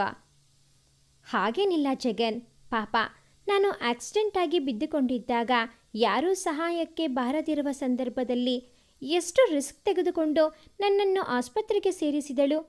ಯಾರೋ ಗೊತ್ತಿಲ್ಲದವನಿಗಾಗಿ ಇಷ್ಟೆಲ್ಲ ಮಾಡುವ ಅವಶ್ಯಕತೆ ಇದೆಯಾ? ನೀನು ಸುಮ್ಮನೆ ತಲೆ ಕೆಡಿಸಿಕೊಳ್ಳುತ್ತಿದ್ದೀಯಾ ಎಂದು ಅವನ ಮಾತನ್ನು ಹಗುರಾಗಿ ತೆಗೆದುಕೊಂಡು ಬಿಟ್ಟ. ಆದರೆ ಜಗನ್ಗೆ ಮಾತ್ರ ಅವಳ ಸಂಗ ಹಿಡಿಸುತ್ತಿರಲಿಲ್ಲವಾದರೂ ಗೆಳೆಯನಾಗಿ ಸಹಿಸಿಕೊಂಡಿದ್ದ. ದಿನಗಳು ಸರಾಗವಾಗಿ ಸರಿದು ಹೋಗುತ್ತಿದ್ದವು. ಈ ಮಧ್ಯೆ ಗಮ್ಯಾಳಿಗೆ ತನ್ನ ಅಣ್ಣ ಯಾಕೋ ತುಂಬ ಬೇಸರದಲ್ಲಿರುವುದು ಗೋಚರಿಸಿತ್ತು. ಅವನ ಬೇಸರಕ್ಕೆ ಕಾರಣ ಹುಡುಕಿದವಳಿಗೆ ಅದು ಹನ್ವಿಕಾಳ ಕಡೆಗೆ ಬೆಟ್ಟು ಮಾಡಿತ್ತು. ಡಿಗ್ರಿ ಕೊನೆಯ ವರ್ಷದಲ್ಲಿ ಓದುತ್ತಿರುವ ಗಮ್ಯಾಳ ಅಣ್ಣ ಹೇಮಂತ್ ಹನ್ವಿಕಾಳನ್ನು ಪ್ರೀತಿಸುತ್ತಿದ್ದ. ಅದನ್ನು ಅವಳ ಬಳಿ ಹೇಳಿಕೊಂಡಾಗ ಹನ್ವಿಕಾ ನಯವಾಗಿಯೇ ತಿರಸ್ಕರಿಸಿದ್ದಳು. ನೋಡಿ, ನೀವು ಪ್ರೀತಿಸುತ್ತೀರಿ ಎಂದ ಮಾತ್ರಕ್ಕೆ ನಾನು ಒಪ್ಪಿಕೊಳ್ಳುವುದಕ್ಕೆ ಸಾಧ್ಯವಿಲ್ಲ ಅಲ್ವಾ? ನನಗೂ ನನ್ನದೇ ಆದ ಆಸೆ ಕನಸುಗಳಿವೆ. ಅದೆಲ್ಲದಕ್ಕೂ ಮಿಗಿಲಾಗಿ ಪ್ರೀತಿ ಪ್ರೇಮ ಎಂದುಕೊಂಡು ಬದುಕನ್ನು ಹಾಳು ಮಾಡಿಕೊಳ್ಳುವುದು ನನಗಿಷ್ಟವಿಲ್ಲ. ನನ್ನ ಬದುಕಿನ ಬಗೆಗೆ ನನಗೆ ಸ್ಪಷ್ಟ ಕಲ್ಪನೆ ಇದೆ. ಕೆಲವೊಂದು ನಿಶ್ಚಿತ ಗುರಿಗಳಿವೆ. ದಯವಿಟ್ಟು ಕ್ಷಮಿಸಿ. ನಿಮಗೆ ಬೇಸರವಾಗಿದೆ ಎಂದು ನನಗೆ ತಿಳಿದಿದೆ. ಆದರೆ ನಿಮಗೆ ಬೇಸರವಾಗುತ್ತದೆಂದು ನಾನು ನಿಮ್ಮನ್ನು ಪ್ರೀತಿಸುವುದಕ್ಕೆ ಸಾಧ್ಯವಿಲ್ಲ. ದಯವಿಟ್ಟು ಇದನ್ನೆಲ್ಲ ಇಲ್ಲಿಗೆ ನಿಲ್ಲಿಸಿ ನಿಮ್ಮ ಭವಿಷ್ಯದ ಕಡೆಗೆ ಗಮನ ಹರಿಸಿ ಎಂದು ಸ್ಪಷ್ಟವಾಗಿ ಹೇಳಿಬಿಟ್ಟಿದ್ದಳು. ತನ್ನ ಗೆಳತಿಯರಿಂದ ವಿಷಯ ಕಲೆ ಹಾಕಿದ್ದ ಗಮ್ಯ ಕೆಂಡಾಮಂಡಲವಾಗಿದ್ದಳು. ಹಳ್ಳಿ ಗಮಾರಿ ಅವಳಿಗೆ ನನ್ನ ಅಣ್ಣನನ್ನೇ ತಿರಸ್ಕರಿಸುವಷ್ಟು ಕೊಬ್ಬ. ಇಷ್ಟು ಸಭ್ಯ ಶ್ರೀಮಂತ ನನ್ನ ಅಣ್ಣನನ್ನು ಪಡೆಯುವುದಕ್ಕೆ ಪುಣ್ಯ ಮಾಡಿರಬೇಕಿತ್ತು ಅವಳು. ಆದರೆ ಅವನನ್ನೇ ನೋವಿನ ಕೂಪಕ್ಕೆ ತಳ್ಳಿರುವಳಲ್ಲ. ಅವಳು ಕೂಡ ಇದೇ ರೀತಿ ನೆರಳಬೇಕು. ಇದಕ್ಕೆ ಪ್ರತ್ಯುತ್ತರ ನೀಡದೆ ಹೋದರೆ ನಾನು ಗಮ್ಯಾಳೆ ಅಲ್ಲ ಎಂದು ಅಬ್ಬರಿಸಿದ್ದಳು. ಕೋಪದ ಕೈಗೆ ಬುದ್ಧಿ ಕೊಟ್ಟವಳು ಒಂದು ಹೆಣ್ಣಿನ ಬದುಕಿನ ಜೊತೆಗೆ ಆಟವಾಡುವುದಕ್ಕೆ ಮುಂದಾಗಿದ್ದಳು. ಅದರ ನಂತರ ಬಿಡುವಿನ ಸಮಯದಲ್ಲೆಲ್ಲ ಹನ್ವಿಕಾಳನ್ನು ಗಮನಿಸುವುದು ಗಮ್ಯಾಳ ದಿನಚರಿಯಾಗಿತ್ತು. ಹಾಗೆ ಮೂಲ ಭೇದಿಸ ಹೊರಟವಳಿಗೆ ಸಂಜಯ್ ಹಾಗೂ ಹನ್ವಿಕಾ ಕುಟುಂಬಗಳು ನಿಕಟವಾಗಿವೆ ಎಂಬ ಅಂಶ ತಿಳಿದು ಬಂದಿತ್ತು. ಜೊತೆಗೆ ದಿನವೂ ಸಂಜಯ್ ಬರುವ ವೇಳೆಗೆ ಮೇನ್ ಗೇಟ್ ಬಳಿಯಲ್ಲಿಯೇ ನಿಂತು ಆರಾಧನಾ ಭಾವದಿಂದ ಅವನನ್ನು ನೋಡುತ್ತಾ ಕಣ್ತುಂಬಿಕೊಂಡು ಸಾಗುವ ಹನ್ವಿಕಾಳ ಮೂಕ ಪ್ರೀತಿಯ ಬಗ್ಗೆ ಗಮ್ಯಾಳಿಗೆ ಸುಳಿವು ಸಿಕ್ಕಿ ಹೋಗಿತ್ತು. ಹಾಗಾಗಿ ಹನ್ವಿಕಾಳ ಮೇಲೆ ಸೇಡು ತೀರಿಸಿಕೊಳ್ಳುವುದಕ್ಕೆ ಸಂಜಯ್ನನ್ನೇ ತನ್ನ ದಾಳವನ್ನಾಗಿ ಮಾಡಿಕೊಂಡಳು. ಅಂದಿನಿಂದ ಅವಳು ಸಂಜಯ್ನ ಜೊತೆಗೆ ಬೆರೆಯುವುದು ಹೆಚ್ಚಾಗಿ ಹೋಯಿತು. ಜೊತೆಗೆ ಹನ್ವಿಕಾಳ ಬಗ್ಗೆ ಅವನಿಗೆ ಯಾವ ಭಾವನೆ ಇದೆ ಎಂದು ತಿಳಿಯುವ ಪ್ರಯತ್ನವನ್ನು ಮಾಡುತ್ತಿದ್ದಳು ಅವಳು. ಅವನಿಗೆ ಅಂತ ಯಾವುದೇ ಭಾವನೆ ಇರದಿರುವುದು ಅವಳಿಗೆ ಮತ್ತೂ ಒಳ್ಳೆಯದೇ ಆಗಿತ್ತು. ನಿಧಾನವಾಗಿ ಅವನ ಮನಸ್ಸಿನಲ್ಲಿ ಹನ್ವಿಕಾಳ ಬಗ್ಗೆ ಕೆಟ್ಟದ್ದನ್ನು ಬಿತ್ತುವ ಪ್ರಯತ್ನ ನಡೆಸಿದ್ದಳು. ಸಂಜಯ್, ನಾನು ನಿನ್ನನ್ನು ನನ್ನ ಒಳ್ಳೆಯ ಗೆಳೆಯ ಎಂದು ಭಾವಿಸಿದ್ದೆ. ಆದರೆ ಈ ಜನರ ಕಣ್ಣಿಗೆ ನಮ್ಮ ಗೆಳೆತನ ಬೇರೆಯದೇ ರೀತಿಯಲ್ಲಿ ಕಾಣುತ್ತಿದೆ. ಸುಮ್ಮನೆ ರೆಕ್ಕೆ ಪುಕ್ಕ ಕಟ್ಟಿ ನಮ್ಮ ಗೆಳೆತನಕ್ಕೆ ಮಸಿ ಬೆಳೆಯುವ ಪ್ರಯತ್ನ ನಡೆಯುತ್ತಿದೆ ಎಂದು ಮೊಸಳೆ ಕಣ್ಣೀರು ಹಾಕಿದಳು. ಯಾಕೆ ಗಮ್ಯ, ಏನಾಯಿತು? ಯಾರು ಏನು ಹೇಳಿದ್ರು? ಅದೇ ಸೆಕೆಂಡ್ PUC ಹನ್ವಿಕಾ ಇದ್ದಾಳಲ್ಲ, ನನ್ನ ಬಗ್ಗೆ ಏನೇನೋ ಅಪಪ್ರಚಾರ ಮಾಡುತ್ತಿದ್ದಾಳೆ. ನಾನು ನೀನು ಪ್ರೀತಿಸುತ್ತಿದ್ದೇವಂತೆ ಈ ರೀತಿ ಕಂಡವರ ಬಳಿಯೆಲ್ಲ ಹೇಳುತ್ತಿದ್ದಾಳೆ. ಹೀಗಾದರೆ ಮುಂದೆ ನನ್ನ ಜೀವನ ಹೇಗೆ ಹೇಳು? ನೀನೋ ಗಂಡಸು, ಇದರಿಂದ ನಿನಗ್ಯಾವ ತೊಂದರೆಯಾಗದು. ಆದರೆ ಹೆಣ್ಣಿನ ಜೀವನ ಬಿಳಿ ಬಟ್ಟೆಯಂತೆ. ಒಮ್ಮೆ ಒಂದು ಕಲೆ ಅಂಟಿತೆಂದರೆ ಅದನ್ನು ತೊಡೆದು ಹಾಕುವುದು ಅಸಾಧ್ಯ ಎಂದು ಅವನೆದುರಿಗೆ ಮೊಸಳೆ ಕಣ್ಣೀರು ಸುರಿಸಿದಳು. ಇದರಿಂದಾಗಿ ಸಂಜಯ್ ಹನ್ವಿಕಾಳ ಮೇಲೆ ಸಿಟ್ಟಿಗೆದ್ದಿದ್ದ. ಮುಂಚೆಯೇ ಅವರಿಬ್ಬರ ನಡುವೆ ಮಾತು ಕಡಿಮೆಯಾಗಿತ್ತು. ಈಗಂತೂ ಅವಳು ಎದುರಿಗೆ ಸಿಕ್ಕರೂ ಮುಖ ತಿರುಗಿಸಿಕೊಂಡು ಹೋಗುವ ಮಟ್ಟಕ್ಕೆ ಅವನಲ್ಲಿ ವಿಷ ಬಿತ್ತಿದ್ದಳು ಗಮ್ಯ. ಅದಲ್ಲದೆ ಕಾಲೇಜ್ ಕ್ಯಾಂಪಸ್ಸಿನ ಗೋಡೆಯ ಮೇಲೆ ತನ್ನ ಹಾಗೂ ಸಂಜಯ್ನ ಚಿತ್ರ ಬಿಡಿಸಿ ಅಶ್ಲೀಲ ಶಬ್ದಗಳನ್ನು ಬರೆಸಿದ್ದಳು. ಆದರೆ ಅದನ್ನೆಲ್ಲ ಹನ್ವಿಕಾಳೆ ಮಾಡಿದ್ದು ಎಂಬಂತೆ ಬಿಂಬಿಸಿದ್ದಳು. ಸಂಜಯ್, ನಿನ್ನೆ ಹನ್ವಿಕಾ ಅವಳ ಫ್ರೆಂಡ್ ಒಬ್ಬಳಿಗೆ ನಾಳೆ ನೋಡು ಮಜಾ ಇರುತ್ತೆ, ಈ ಗಮ್ಯಾಳಿಗೆ ತಕ್ಕ ಶಾಸ್ತಿ ಮಾಡುತ್ತೇನೆ. ನಾನು ಪ್ರೀತಿಸಿದ ಸಂಜಯ್ನ ಜೊತೆಗೆ ಎಷ್ಟು ಸಲಿಗೆಯಿಂದ ಇದ್ದಾಳಲ್ಲ ಎಂದು ಹೇಳುತ್ತಿದ್ದಳು. ಇಲ್ಲಿಯವರೆಗೆ ಅವಳಿಗೆ ನನ್ನ ಬಗ್ಗೆ ಏಕೆಷ್ಟು ದ್ವೇಷ ಎಂದು ನನಗೆ ತಿಳಿದಿರಲಿಲ್ಲ. ಆದರೆ ಅವಳ ಪ್ರೀತಿಯನ್ನು ನಾನು ಕಿತ್ತುಕೊಳ್ಳುತ್ತಿದ್ದೇನೆ ಎಂಬ ಭಾವದಿಂದ ಹೀಗೆಲ್ಲ ಮಾಡುತ್ತಿದ್ದಾಳೆ ಎಂಬುದು ತಿಳಿಯಿತು. ಸಂಜಯ್, ನಿಮ್ಮಿಬ್ಬರ ನಡುವೆ ಬರುವುದಕ್ಕೆ ನನಗಿಷ್ಟವಿಲ್ಲ. ನೀನೋಗಿ ಅವಳ ಬಳಿ ಮಾತನಾಡಿ ಸಮಸ್ಯೆ ಬಗೆಹರಿಸಿಕೋ ಎಂದವಳು ಅವನು ಕರೆಯುತ್ತಿದ್ದರೂ ನಿಲ್ಲದೆ ಸರಿದು ಹೋದಳು. ಹನ್ವಿಕಾ ನನ್ನನ್ನು ಪ್ರೀತಿಸುತ್ತಿದ್ದಾಳ. ಒಮ್ಮೆಯೂ ಹೇಳಲಿಲ್ಲ. ಅವಳು ಹೀಗೆಲ್ಲ ಮಾಡುವುದಕ್ಕೆ ಸಾಧ್ಯವಾ? ಒಂದು ಹೆಣ್ಣಿನ ಚರಿತ್ರೆಗೆ ಕಳಂಕ ಹಚ್ಚುವಷ್ಟು ಸಂಸ್ಕಾರಹೀನಳ ಅವಳು ಎಂದು ಅವನ ಮನ ಚಿಂತಿಸಿದರೋ ಮರುಕ್ಷಣ ಗಮ್ಯ ಯಾಕೆ ಸುಳ್ಳು ಹೇಳುತ್ತಾಳೆ?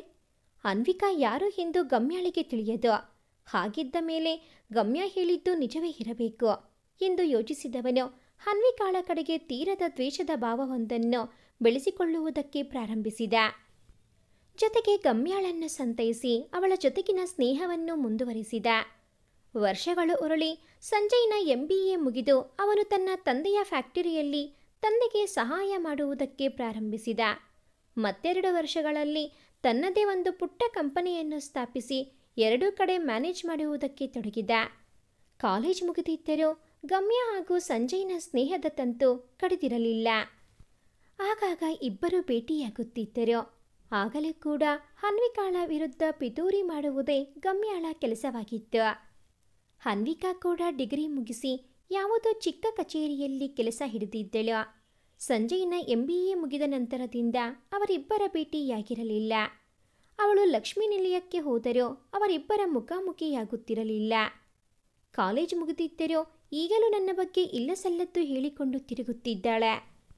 ಅವಳಿಗೂ ಇದೇ ರೀತಿ ಹಿಂಸೆಯಾಗುವಂತೆ ಮಾಡಬೇಕು ಸಂಜಯ್, ಆಗ ಮಾತ್ರ ಅವಳಿಗೆ ಬುದ್ಧಿ ಬರುತ್ತದೆ ಎಂದು ಗಮ್ಯ ಹೇಳಿದ್ದ ಮಾತು ಅವನ ತಲೆಯಲ್ಲಿ ಹಚ್ಚಾಗಿ ಬಿಟ್ಟಿತ್ತು. ಸಂಜಯ್ 27ನೇ ವಸಂತಕ್ಕೆ ಕಾಲಿಟ್ಟಿದ್ದ. ಮದುವೆಗೆ ಹೆಣ್ಣು ಹುಡುಕುವುದಕ್ಕೆ ತಯಾರಿ ನಡೆಯುತ್ತಿತ್ತು. ಹೀಗಿರಲಾಗಿ ಒಂದು ದಿನ ಏಕಾಏಕಿ ಬಂದವನು ತಾನು ಅನ್ವಿಕಾಳನ್ನು ಪ್ರೀತಿಸುತ್ತಿರುವುದಾಗಿ ಹೇಳಿ ಅವಳನ್ನೇ ಮದುವೆಯಾಗುವುದು ಎಂಬ ನಿರ್ಧಾರ ಪ್ರಕಟಿಸಿದ್ದ. ಮಗನ ನಿರ್ಧಾರದಿಂದ ಸಂತಸಗೊಂಡ ಮನೆಯವರು ದೇವರಾಜ್ ಜೊತೆಗೆ ಮಾತನಾಡಿ ಮದುವೆಯ ತಯಾರಿ ಪ್ರಾರಂಭಿಸಿದ್ದರು. ಆದರೆ ಸಂಜಯ್ನ ಏಕಾಏಕಿ ನಿರ್ಧಾರ ಅನ್ವಿಕಾಳಿಗೆ ದಿಗ್ಭ್ರಮೆ ಉಂಟು ಮಾಡಿತ್ತು. ಕಾಲೇಜಿನಲ್ಲಿ ಗಮ್ಯ ಹಾಗೂ ಸಂಜಯ್ ಒಬ್ಬರನ್ನೊಬ್ಬರು ಪ್ರೀತಿಸುತ್ತಿದ್ದಾರೆ ಎಂದು ಮಾತನಾಡುತ್ತಿದ್ದರು. ಈಗ ಇವರು ನನ್ನನ್ನು ಮದುವೆಯಾಗುತ್ತೇನೆ ಎಂದಿದ್ದಾರೆ. ಅಂದರೆ ಅವರಿಬ್ಬರ ನಡುವೆ ಇದ್ದಿದ್ದು ಸ್ನೇಹ ಮಾತ್ರವಾ? ನಿಜವಾಗಿಯೂ ಸಂಜು ನನ್ನನ್ನು ಪ್ರೀತಿಸುತ್ತಿದ್ದಾರಾ? ಎಷ್ಟು ವರ್ಷಗಳಲ್ಲಿ ಒಂದು ಬಾರಿಯೂ ನನ್ನನ್ನು ಭೇಟಿಯಾಗಿಲ್ಲ. ತಮ್ಮ ಭಾವನೆಗಳನ್ನು ನನ್ನ ಬಳಿ ಹೇಳಿಕೊಂಡಿಲ್ಲ. ನಾನು ಹೇಗಿದ್ದೇನೆ ಎಂಬುವುದಾದರೂ ಅವರಿಗೆ ಗೊತ್ತಾ? ಎಷ್ಟು ವರ್ಷವಾಯಿತು ನಾವಿಬ್ಬರು ಎದುರು ಬದರು ಕುಳಿತು ಮಾತನಾಡಿ. ಅವಳ ತಲೆ ಗೊಂದಲದ ಗೂಡಾಗಿತ್ತು. ಅದರ ಬಗ್ಗೆ ಮಾತನಾಡುವುದಕ್ಕೆಂದು ಒಂದೆರಡು ಬಾರಿ ಲಕ್ಷ್ಮೀ ನಿಲಯಕ್ಕೆ ಬಂದಿದ್ದರೂ ಸಂಜಯ್ನ ಭೇಟಿ ಆಗಿರಲಿಲ್ಲ. ವನಿತಾರವರ ಬಳಿಯೇ ತನ್ನ ಗೊಂದಲ ಹೇಳಿಕೊಂಡಿದ್ದಳವಳು. ತಾವು ಯಾವುದೇ ಒತ್ತಾಯ ಹೇರಿಲ್ಲ, ಅವನೇ ಒಪ್ಪಿಕೊಂಡಿದ್ದು ಎಂದು ವನಿತಾರವರು ಹೇಳಿದ ಮೇಲೆಯೇ ಅವಳಿಗೆ ಸಮಾಧಾನವಾದದ್ದು. ಆದರೆ ಆ ಸಮಾಧಾನ ಕ್ಷಣಿಕ ಎಂಬುವುದು ಇಂದು ಅರಿವಾಗಿತ್ತು. ಮುಂದೆ ಸವಿಸುವ ಹಾದಿಯಲ್ಲಿ ನೋವಿನ ಪಾಲೆ ಹೆಚ್ಚಿತ್ತು. ಯೋಚನೆಯಲ್ಲಿಯೇ ಅನ್ವಿಕಾಳಿಗೆ ನಿದ್ದೆ ಹತ್ತಿತ್ತು. ಹಕ್ಕಿಗಳ ಕಲವರಕ್ಕೆ ಎಚ್ಚರ ಆದವಳು ಎಲ್ಲರೆದುರಲ್ಲಿ ಬದುಕಿನ ನಾಟಕದಲ್ಲಿ ಪಾತ್ರ ಮಾಡುವುದಕ್ಕೆ ಸಿದ್ಧಳಾದಳು. ಮದುವೆಗೆ ಬಂದ ನೆಂಟರೆಲ್ಲ ತೆರಳಿಯಾಗಿತ್ತು. ಸಂಜಯ್ ಹಾಗೂ ಅನ್ವಿಕಾರ ಜೀವನದ 2ನೆಯ ಅಂಕ ಪ್ರಾರಂಭವಾಗಿತ್ತು. ಎಲ್ಲರ ಎದುರಲ್ಲಿ ಹೆಂಡತಿ ಎಂದರೆ ತನಗೆ ತುಂಬ ಪ್ರೀತಿ ಎಂಬಂತೆ ತೋರಿಸಿಕೊಳ್ಳುವ ಸಂಜಯ್ ರೂಮಿನಲ್ಲಿ ಮಹಾಮೌನಿ. ತನಗೂ ಅವಳಿಗೂ ಯಾವುದೇ ಸಂಬಂಧವಿಲ್ಲ ಎಂಬಂತೆ ನಡೆದುಕೊಳ್ಳುತ್ತಿದ್ದ. ಕನಿಷ್ಠ ಪಕ್ಷ ಅವಳೆಡೆ ಕಣ್ಣು ಕೂಡ ಹಾಯಿಸದಷ್ಟು ನಿರ್ಲಕ್ಷ್ಯ ತೋರುತ್ತಿದ್ದ. ಮೊದಮೊದಲು ಅವನನ್ನು ನೋಡಿಕೊಂಡಾದರೂ ಇರಬಹುದೆಂದು ಸಂತಸ ಪಟ್ಟವಳಿಗೆ ದಿನ ಕಳೆದಂತೆ ಅವನ ಮೌನ ಹಿಂಸೆ ಎನಿಸತೊಡಗಿತ್ತು. ಹಾಗಾಗಿ ರಾತ್ರಿ ಅವನು ಮಲಗಿ ಗಾಢ ನಿದ್ರೆಗೆ ಹೋದ ನಂತರ ಅವನೊಟ್ಟಿಗೆ ತನ್ನ ಭಾವನೆಗಳನ್ನು ಹಂಚಿಕೊಳ್ಳುವ ಅಭ್ಯಾಸ ಮಾಡಿಕೊಂಡಿದ್ದಳು ಅವಳು. ದಿನಗಳು ಸರಿದು ಅವರಿಬ್ಬರ ಮದುವೆಯ ನಾಟಕಕ್ಕೆ 1 ವರ್ಷ ತುಂಬಿತ್ತು. ಅದೇ ದಿನದಿಂದ ಸಂಜಯ್ನ ನಡವಳಿಕೆ ಬದಲಾಗಿ ಹೋಗಿತ್ತು.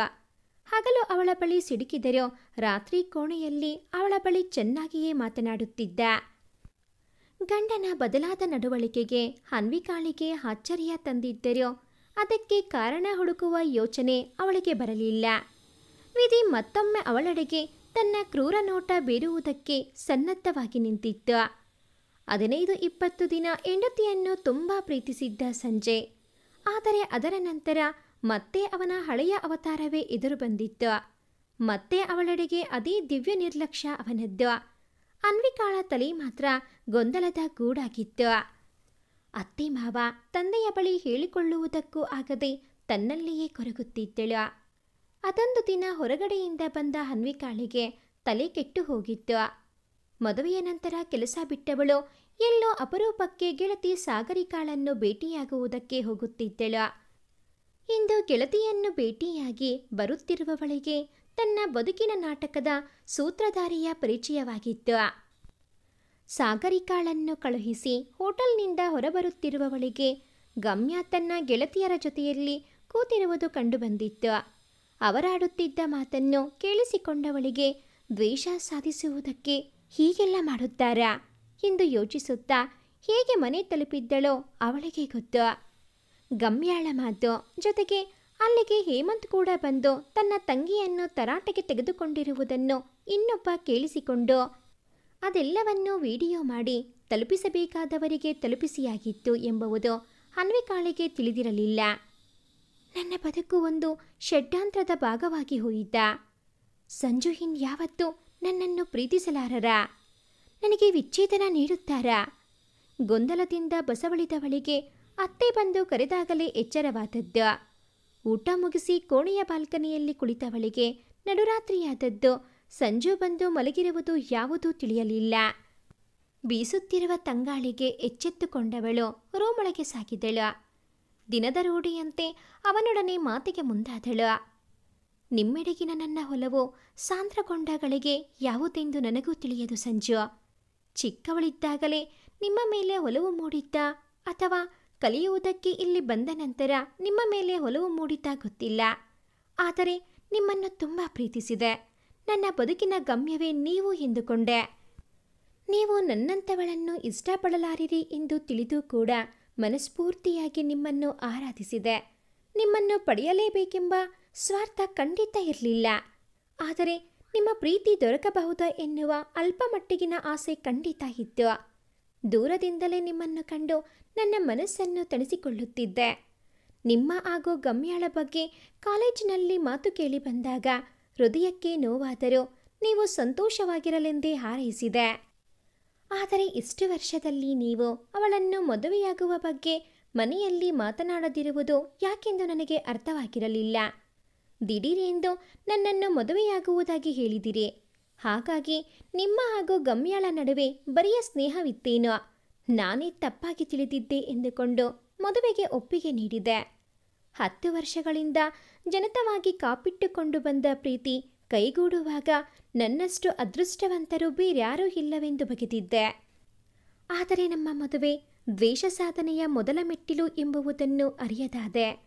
ಅದರ ನಂತರ ನಡೆದದ್ದೆಲ್ಲ ನಿಮಗೂ ತಿಳಿದಿರುವುದೇ. ನಿಮ್ಮ ದ್ವೇಷ ಕೋಪ ನನಗೆ ಬೇಸರ ತರಲಿಲ್ಲ ಸಂಜು. ಮುಂದೊಂದು ದಿನ ಎಲ್ಲವೂ ಸರಿ ಹೋಗಬಹುದು. ನನ್ನ ಶ್ರೀಹರಿ ಎಲ್ಲವನ್ನೂ ಸರಿ ಮಾಡುತ್ತಾನೆ ಎಂಬ ನಂಬಿಕೆ ಇತ್ತು. ಆ ದಿನವೂ ಬಂತು. ನೀವಾಗಿ ನೀವು ನನ್ನನ್ನು ಒಪ್ಪಿಕೊಂಡಿರಿ. ನಿಮ್ಮ ಪೂರ್ಣ ಪ್ರೇಮವನ್ನು ನನಗೆ ದಾರೆ ಎರೆದಿರಿ. ಆದರೆ ಅದು ಕ್ಷಣಿಕ ಎಂಬುವುದು ನನಗೆ ಅರ್ಥವಾಗಲಿಲ್ಲ. ಮತ್ತೆ ನಿಮ್ಮ ಬದಲಾದ ನಡವಳಿಕೆ ಅದನ್ನು ಅರ್ಥ ಮಾಡಿಸಿತು. ನಿಮ್ಮ ಜೊತೆ ಸಂತಸದಿಂದ ಕಳೆದ 15-20 ದಿನಗಳು ನನ್ನ ಪಾಲಿನ ಸುಂದರ ಸ್ವಪ್ನ ಸಂಜು. ಮನಸ್ಫೂರ್ತಿಯಾಗಿ ನಿಮಗೆ ನನ್ನನ್ನು ಅರ್ಪಿಸಿಕೊಂಡಿದ್ದೆ. ನಿಮ್ಮ ಕಣ್ಣುಗಳಲ್ಲಿ ನನ್ನೆಡೆಗೆ ಪ್ರೀತಿ ಕಂಡಿತ್ತು ನನಗೆ. ಆದರೆ ಈಗ ನನಗೆ ಸಿಗದ ನಿಮ್ಮ ಪ್ರೀತಿಯಲ್ಲಿ ಪಾಲು ಕೇಳುವುದಕ್ಕೆ ನಮ್ಮ ಪ್ರೇಮದ ಕುಡಿ ಚಿಗುರುತ್ತಿದೆ ಸಂಜು ಎಂದವಳು ಅವನ ಕೈಯನ್ನು ತೆಗೆದುಕೊಂಡು ತನ್ನ ಹೊಟ್ಟೆಯ ಮೇಲೆ ಇರಿಸಿಕೊಂಡಳು. ನನ್ನ ಮಟ್ಟಿಗೆ ಮಾತ್ರ ಇದು ನಮ್ಮ ಪ್ರೇಮದ ಪ್ರತೀಕ. ಆದರೆ ನಿಮಗೆ ನನ್ನನ್ನು ನಿಮ್ಮ ಜೀವನದಿಂದ ಆಚೆ ತಳ್ಳುವ ಸುಲಭ ಮಾರ್ಗ. ಇದು ನಿಮ್ಮ ಮಗುವೆಂದು ನೀವು ಒಪ್ಪಿಕೊಳ್ಳಲಾರಿರಿ. ನನ್ನನ್ನು ದ್ವೇಷಿಸುವುದಕ್ಕೆ ನಿಮಗೆ ಇನ್ನೊಂದು ಕಾರಣ ಸಿಗುತ್ತದೆಯಷ್ಟೇ. ನಿಮ್ಮಿಂದ ಜಾರಣಿ ಎಂಬ ಪಟ್ಟ ಹೊತ್ತು ಬದುಕುವುದು ಯಮಹಿಂಸೆ ಸಂಜು. ಆದರೆ ಇರುವ ಸತ್ಯವನ್ನು ಹೇಳಿದರೆ ನೀವು ನಂಬುತ್ತೀರಾ? ಇದೆಲ್ಲದರ ಹಿಂದೆ ಇರುವುದು ನಿಮ್ಮ ಆತ್ಮೀಯ ಗೆಳತಿ ಎಂದು ಹೇಳಿದರೆ ನನ್ನನ್ನೇ ದೂಷಿಸುವಿರೇ ಹೊರತು ಅವಳು ತಪ್ಪು ಮಾಡಿದ್ದಾಳೆಂಬುದನ್ನು ನೀವು ಒಪ್ಪಿಕೊಳ್ಳಲಾರಿರಿ.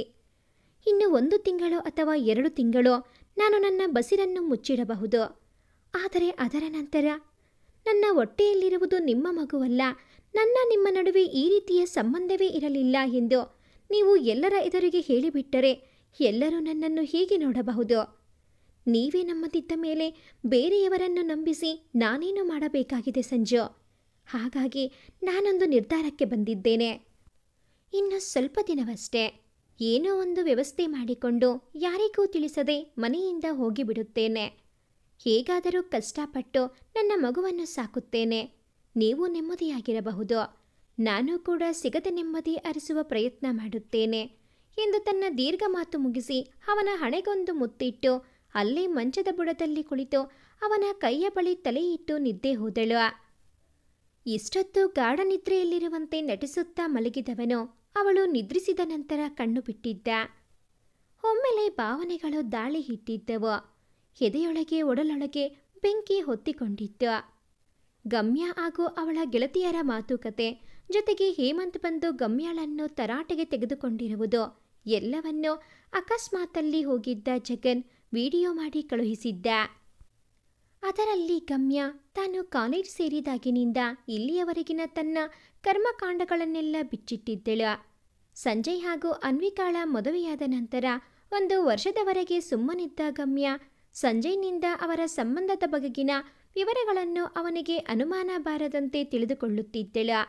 ಅಣ್ಣನ ಮೇಲೆ ತುಸು ಹೆಚ್ಚಿಗೆಯೇ ಪ್ರೀತಿ ಇರುವ ಗಮ್ಯಾಳಿಗೆ ಅಣ್ಣ ಈಗಲೂ ಕೂಡ ಒಮ್ಮೊಮ್ಮೆ ಅನ್ವಿಕಾಳನ್ನು ನೆನೆದು ದುಃಖಿಸುವುದನ್ನು ಸಹಿಸಿಕೊಳ್ಳುವುದಕ್ಕೆ ಆಗುತ್ತಿರಲಿಲ್ಲ. ಹಾಗಾಗಿ ಅನ್ವಿಕಾಳಿಗೆ ಕೇವಲ ಸಂಜಯ್ನ ತಿರಸ್ಕಾರ ಮಾತ್ರವಲ್ಲ, ಅದಕ್ಕೂ ಮಿಗಿಲಾದ ಶಿಕ್ಷೆ ಸಿಗಬೇಕು ಎಂದು ಬಯಸಿದ್ದಳು. ಅದಕ್ಕಾಗಿ ಎಲ್ಲಿಂದಲೂ ಒಂದು ಬಗೆಯ ಡ್ರಗ್ಸ್ ಅನ್ನು ಸಂಗ್ರಹಿಸಿದಳು. ದೇಹದ ಬಯಕೆಯನ್ನು ಉತ್ತೇಜಿಸುವ ಡ್ರಗ್ಸ್ ಅದು. ಜೊತೆಗೆ ಕೆಲವು ಸಮಯದ ನಂತರ ನಡೆದಿರುವುದು ಏನು ಎಂಬುದನ್ನು ವ್ಯಕ್ತಿಗೆ ನೆನಪಿಸಿಕೊಳ್ಳುವುದಕ್ಕೆ ಸಾಧ್ಯವಾಗುತ್ತಿರಲಿಲ್ಲ. ನಡೆದದ್ದೆಲ್ಲವೂ ಒಂದು ಸುಂದರ ಸ್ವಪ್ನದಂತೆ ಗೋಚರಿಸುತ್ತಿತ್ತು. ಅದೇ ಡ್ರಗ್ಸ್ ಅನ್ನು ಕೆಲವು ದಿನ ಸಂಜಯ್ನಿಗೆ ನೀಡಿದಳು ಅವಳು. ದಿನವೂ ಅವನ ಮನೆಗೆ ಹೋಗುವ ಸಮಯಕ್ಕೆ ಸರಿಯಾಗಿ ಭೇಟಿ ಮಾಡಿ ನೀರಿನಲ್ಲೋ ಜ್ಯೂಸ್ನಲ್ಲೋ ಬೆರೆಸಿ ಅದನ್ನವನಿಗೆ ನೀಡಿ ಮನೆಗೆ ಕಳುಹಿಸುತ್ತಿದ್ದಳು. ದೇಹ ಸೇರಿ 1-2 ಗಂಟೆಗಳ ನಂತರ ಡ್ರಗ್ಸ್ ತನ್ನ ಕಾರ್ಯ ಆರಂಭಿಸುವುದಕ್ಕೆ ಪ್ರಾರಂಭಿಸುತ್ತಿತ್ತು. ಜೊತೆಗೆ ಅದರ ಪ್ರಭಾವ ಇರುವುದು 5-6 ಗಂಟೆಗಳು ಮಾತ್ರ. ಅದರ ಪ್ರಭಾವಕ್ಕೆ ಒಳಗಾಗಿದ್ದ ಸಂಜಯ್ ಅನ್ವಿಕಾಳೆಡೆಗೆ ಮೃದುವಾಗಿದ್ದ. ಅವನು ಅಮಲಿನಲ್ಲಿದ್ದಾನೆ ಎಂಬುದು ಅವಳಿಗೂ ಹೊಳೆಯಲಿಲ್ಲ. ಅಂತೂ ತನ್ನ ಇಷ್ಟು ದಿನದ ಕಾಯುವಿಕೆ ಸಫಲವಾಯಿತು ಎಂದು ಬಗೆದವಳು ಅವನ ಖುಷಿಯಲ್ಲಿ ತಾನು ಖುಷಿಯಾಗಿದ್ದಳು. ಬೆಳಗ್ಗೆ ಅವಳು ಬೇಗ ಏಳುತ್ತಿದ್ದರಿಂದ ರಾತ್ರಿ ನಡೆದಿರುವುದ್ಯಾವುದು ಸಂಜಯ್ನಿಗೆ ನೆನಪಾಗುತ್ತಿರಲಿಲ್ಲ. ಈಗ ಸಂಜಯ್ ಮತ್ತು ಅನ್ವಿಕಾ ನಡುವೆ ದೊಡ್ಡದೊಂದು ಗಲಾಟೆಯಾಗಿ ಅವಳನ್ನು ಮನೆಯಿಂದ ಹೊರಹಾಕುತ್ತಾರೆಂದು ಕಾದು ಕುಳಿತಿದ್ದ ಗಮ್ಯ ತನ್ನ ಗೆಳತಿಯರ ಬಳಿ ತನ್ನ ಸಾಹಸವನ್ನು ಕೊಚ್ಚಿಕೊಳ್ಳುತ್ತಿದ್ದಳು. ಕ್ಲೈಂಟ್ ಜೊತೆಗೆ ಮೀಟಿಂಗ್ ಎಂದು ಬಂದಿದ್ದ ಹೇಮಂತ್ ಅದೆಲ್ಲವನ್ನೂ ಕೇಳಿಸಿಕೊಂಡು ತಂಗಿಗೆ ಬುದ್ಧಿ ಹೇಳಿದ. ಗಮ್ಯ, ನೀನು ಮಾಡಿದ್ದು ಸರಿಯಿಲ್ಲ ಕಣೆ. ನಾನವಳನ್ನು ಪ್ರೀತಿಸಿದ್ದು ನಿಜ. ಆದರೆ ಅವಳು ನನ್ನನ್ನು ಪ್ರೀತಿಸಬೇಕೆಂದು ನಿಯಮವೇನಿದೆ? ಬಲವಂತದ ಪ್ರೀತಿ ಎಷ್ಟು ದಿನ ಬಾಳಬಹುದು ಹೇಳು? ಅವರವರ ಬದುಕು ಅವರಿಷ್ಟ. ಅದನ್ನು ಅವರು ನಮ್ಮಿಷ್ಟದಂತೆಯೇ ಬದುಕಬೇಕೆಂದು ಬಯಸಿದರೆ ಅದು ಸ್ವಾರ್ಥವಾಗುತ್ತದೆ. ನಾವು ಪ್ರೀತಿಸುವವರ ಸುಖ ಬಯಸುವುದೇ ನಿಜವಾದ ಪ್ರೀತಿ. ಅವಳ ಪ್ರೀತಿ ನನಗೆ ದಕ್ಕಲಿಲ್ಲವೆಂದು ಬೇಸರವಾಗಿದ್ದು ನಿಜ. ಆದರೆ ಅವಳಿಗೊಂದು ಚಂದನೆಯ ಬದುಕು ಸಿಕ್ಕಿತೆಂದು ಸಂತಸಪಟ್ಟಿದ್ದೆ ನಾನು. ಆದರೆ ಅದರ ಹಿಂದೆ ನೀನು ಇಷ್ಟೊಂದು ಪಿತೂರಿ ಮಾಡಿದ್ದೀಯೆಂದು ಖಂಡಿತ ನನಗೆ ತಿಳಿದಿರಲಿಲ್ಲ. ನೋಡು, ಅವಳ ಬಗ್ಗೆ ನನಗ್ಯಾವ ಬೇಸರವೂ ಇಲ್ಲ. ಅವಳ ಬದುಕು ಅವಳ ಆಯ್ಕೆ. ಅದರಲ್ಲಿ ನೀನು ಅನವಶ್ಯಕ ತಲೆ ಹಾಕಿ ರಾಡಿ ಎಬ್ಬಿಸಬೇಡ. ಇನ್ನಾದರೂ ಅವರನ್ನು ಅವರ ಪಾಡಿಗೆ ಬಿಟ್ಟು ಬಿಡು. ನಿನ್ನ ತಪ್ಪನ್ನೆಲ್ಲ ಒಪ್ಪಿಕೊಂಡು ಸಂಜಯ್ನ ಬಳಿ ಕ್ಷಮೆ ಕೇಳು. ನಾವು ಮಾಡಿದ್ದೇ ನಮಗೆ ತಿರುಗಿ ಬರುತ್ತದೆ. ಕರ್ಮ ರಿಟರ್ನ್ಸ್ ಎಂಬ ಮಾತು ಕೇಳಿರುವೆಯಲ್ಲ, ಅದು ಖಂಡಿತವಾಗಿಯೂ ಹೌದು. ನಾವು ಒಬ್ಬರಿಗೆ ಕಷ್ಟ ನೀಡಿದರೆ ನಮಗೆ ಬೇರೊಬ್ಬರು ಅದರ ಅನುಭವ ನೀಡುವ ಮಾಧ್ಯಮವಾಗಿರುತ್ತಾರೆ. ನಾವು ಒಬ್ಬರಿಗೆ ನೋವುಂಟು ಮಾಡಿದರೆ ಆ ಭಗವಂತ ನಮ್ಮ ಖಾತೆಯಲ್ಲಿ ಅದರ 10 ಪಟ್ಟು ನೋವನ್ನು ಬರೆಯುತ್ತಾನಂತೆ. ದಯವಿಟ್ಟು ಇದನ್ನೆಲ್ಲ ಬಿಟ್ಟು ಇನ್ನಾದರೂ ಸನ್ಮಾರ್ಗದೆಡೆಗೆ ಸಾಗುವುದನ್ನು ನೋಡು. ಅಣ್ಣನ ಮಾತು ಕೇಳಿದವಳಿಗೆ ತನ್ನ ದುಡುಕು ಬುದ್ಧಿಯ ಅರಿವಾಗಿತ್ತು. ಅಣ್ಣನೇ ಇಷ್ಟು ದೃಢವಾಗಿರುವಾಗ ತಾನು ಸುಮ್ಮನೆ ಸೇಡಿಗೆ ಬಿದ್ದು ಇಬ್ಬರ ಜೀವನವನ್ನು ಬಲಿ ಪಡೆಯುವುದಕ್ಕೆ ಹೊರಟಿದ್ದೇನಲ್ಲ ಎಂದು ಪಶ್ಚಾತ್ತಾಪವಾಯಿತು. ಒಂದು ಕ್ಷುಲಕ ಕಾರಣಕ್ಕೆ ಅನ್ವಿಕಾಳ ಬದುಕನ್ನೇ ನಾಶ ಮಾಡುವುದಕ್ಕೆ ಹೊರಟವಳಿಗೆ ಜ್ಞಾನೋದಯವಾಗಿತ್ತು. ಗಟ್ಟಿ ಮನಸ್ಸು ಮಾಡಿ ಸಂಜಯ್ನಿಗೆ ಕರೆ ಮಾಡಿ ಎಲ್ಲವನ್ನೂ ಹೇಳಿ ಕ್ಷಮೆ ಯಾಚಿಸಿದ್ದಳು. ಗಮ್ಯಾಳ ತಪ್ಪೊಪ್ಪಿಗೆ ಗೆಳೆಯ ಕಳುಹಿಸಿದ ವಿಡಿಯೋ ಎಲ್ಲವನ್ನೂ ಬಹಿರಂಗಪಡಿಸಿತ್ತು. ಎದ್ದು ಕೂತು ಮಂಚಕ್ಕೆ ತಲೆ ಇಟ್ಟವಳ ತಲೆ ನೆವರಿಸಿದ. ಇಷ್ಟು ದಿನ ಅವನ ಮನದಲ್ಲಿ ಅವ್ಯಕ್ತವಾಗಿ ಒದಗಿದ್ದ ಭಾವದ ಅರ್ಥ ಅವನಿಗೆ ಈಗ ಆಗಿತ್ತು. ನಿಧಾನವಾಗಿ ಅವಳನ್ನೆತ್ತಿ ಮಂಚದ ಮೇಲೆ ಮಲಗಿಸಿದ. ಅವಳ ಹಣೆಗೆ ಚುಂಬಿಸಿ ಅವಳನ್ನು ತಬ್ಬಿಕೊಂಡು ಮಲಗಿಬಿಟ್ಟ.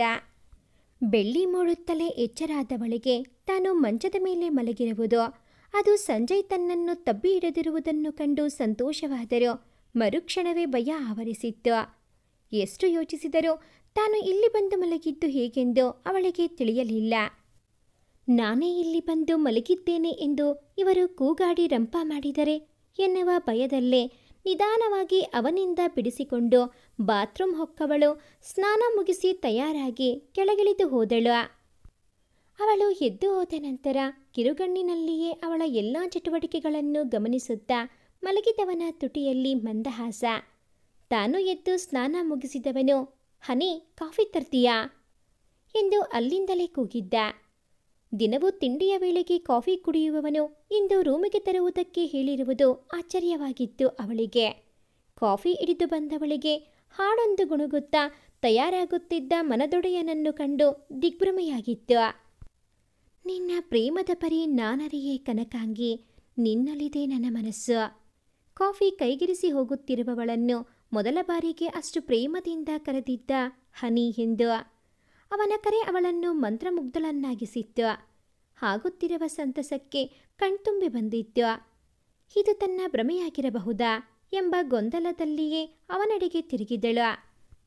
ಬಾ, ನಿನ್ನೊಡನೆ ಮಾತಾಡಬೇಕು ಎಂದವನು ಅವಳ ಕೈ ಹಿಡಿದು ಮಂಚದ ಮೇಲೆ ಕೂರಿಸಿದ್ದ. ಆದರೆ ಮೊದಲ ರಾತ್ರಿ ಅವನು ಹೇಳಿದ್ದು ನೆನಪಾಗಿ ಪಟ್ಟನೆ ಎದ್ದು ನಿಂತಳು ಅವಳು. ಅವನ ಮೊಗದಲ್ಲಿ ವೇದನೆಯ ಗೆರೆಯೊಂದು ಹಾದು ಹೋಯಿತು. ಎದ್ದು ನಿಂತು ಬೊಗಸೆಯಲ್ಲಿ ಅವಳ ಮೊಗ ಹಿಡಿದು, ಹನಿ, ದಯವಿಟ್ಟು ನನ್ನನ್ನು ಕ್ಷಮಿಸು. ತಪ್ಪೆಲ್ಲ ನನ್ನ ಕಡೆ ಇಟ್ಟುಕೊಂಡು ಇಷ್ಟು ದಿನ ನಿನ್ನನ್ನು ಹಿಂಸಿಸಿದೆ. ಗೆಳತಿಯಾಗಿದ್ದುಕೊಂಡು ಬೆನ್ನಿಗೆ ಚೂರಿ ಹಾಕಿಬಿಟ್ಟಳು ಅವಳು. ಜಗನ್ ಎಷ್ಟೋ ಬಾರಿ ಹೇಳಿದ್ದ ಅವಳನ್ನು ನಂಬಬೇಡ ಎಂದು. ಆದರೆ ನಾನೇ ಅವನ ಮಾತನ್ನು ಕೇಳಲಿಲ್ಲ. ಮನುಷ್ಯರನ್ನು ಗುರುತಿಸುವಲ್ಲಿ ಎಡವಿಬಿಟ್ಟೆ. ನಿನ್ನ ಪ್ರೀತಿಯನ್ನು ಗುರುತಿಸಲಿಲ್ಲ, ಅವಳ ದ್ವೇಷವನ್ನು ಕಾಣಲಿಲ್ಲ. ಈಗ ಎಲ್ಲವೂ ತಿಳಿದ ನಂತರ ಕ್ಷಮಿಸು ಎಂದು ಹೇಳಿಬಿಟ್ಟರೆ ಇಷ್ಟು ದಿನ ನಿನಗಾದ ನೋವು ಮಾಗುವುದಿಲ್ಲ. ನೀನು ಒಬ್ಬರಿಗೆ ನೋವುಂಟು ಮಾಡುವವಳಲ್ಲ, ಇನ್ನೊಬ್ಬರ ಬದುಕನ್ನು ಹಾಳು ಮಾಡುವುದಿಲ್ಲ ಎಂದು ಮನಸ್ಸು ಹೇಳಿದರೂ ಅದನ್ನು ಕಡೆಗಣಿಸಿಬಿಟ್ಟೆ.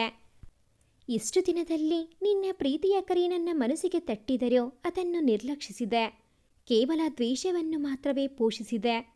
ಆದರೆ ನಿನ್ನೆಡೆಗಿನ ನನ್ನ ತುಡಿತದ ಅರ್ಥವೇನು ಎಂಬುದನ್ನು ತಿಳಿಯದೆ ಹೋದೆ. ಅದು ಪ್ರೀತಿ ಎಂದು ಅರ್ಥೈಸಿಕೊಳ್ಳುವುದಕ್ಕೆ ಇಷ್ಟು ದಿನ ಬೇಕಾಯಿತು ನನಗೆ. ಮುದ್ದು, ಇನ್ನು ಯಾರ ಕರಿನೆರಳು ನಮ್ಮ ಬದುಕಿಗೆ ಬೀಳದಂತೆ ನಾನು ನೋಡಿಕೊಳ್ಳುತ್ತೇನೆ. ನಿನ್ನನ್ನು ನೋಯಿಸುವುದಿಲ್ಲ.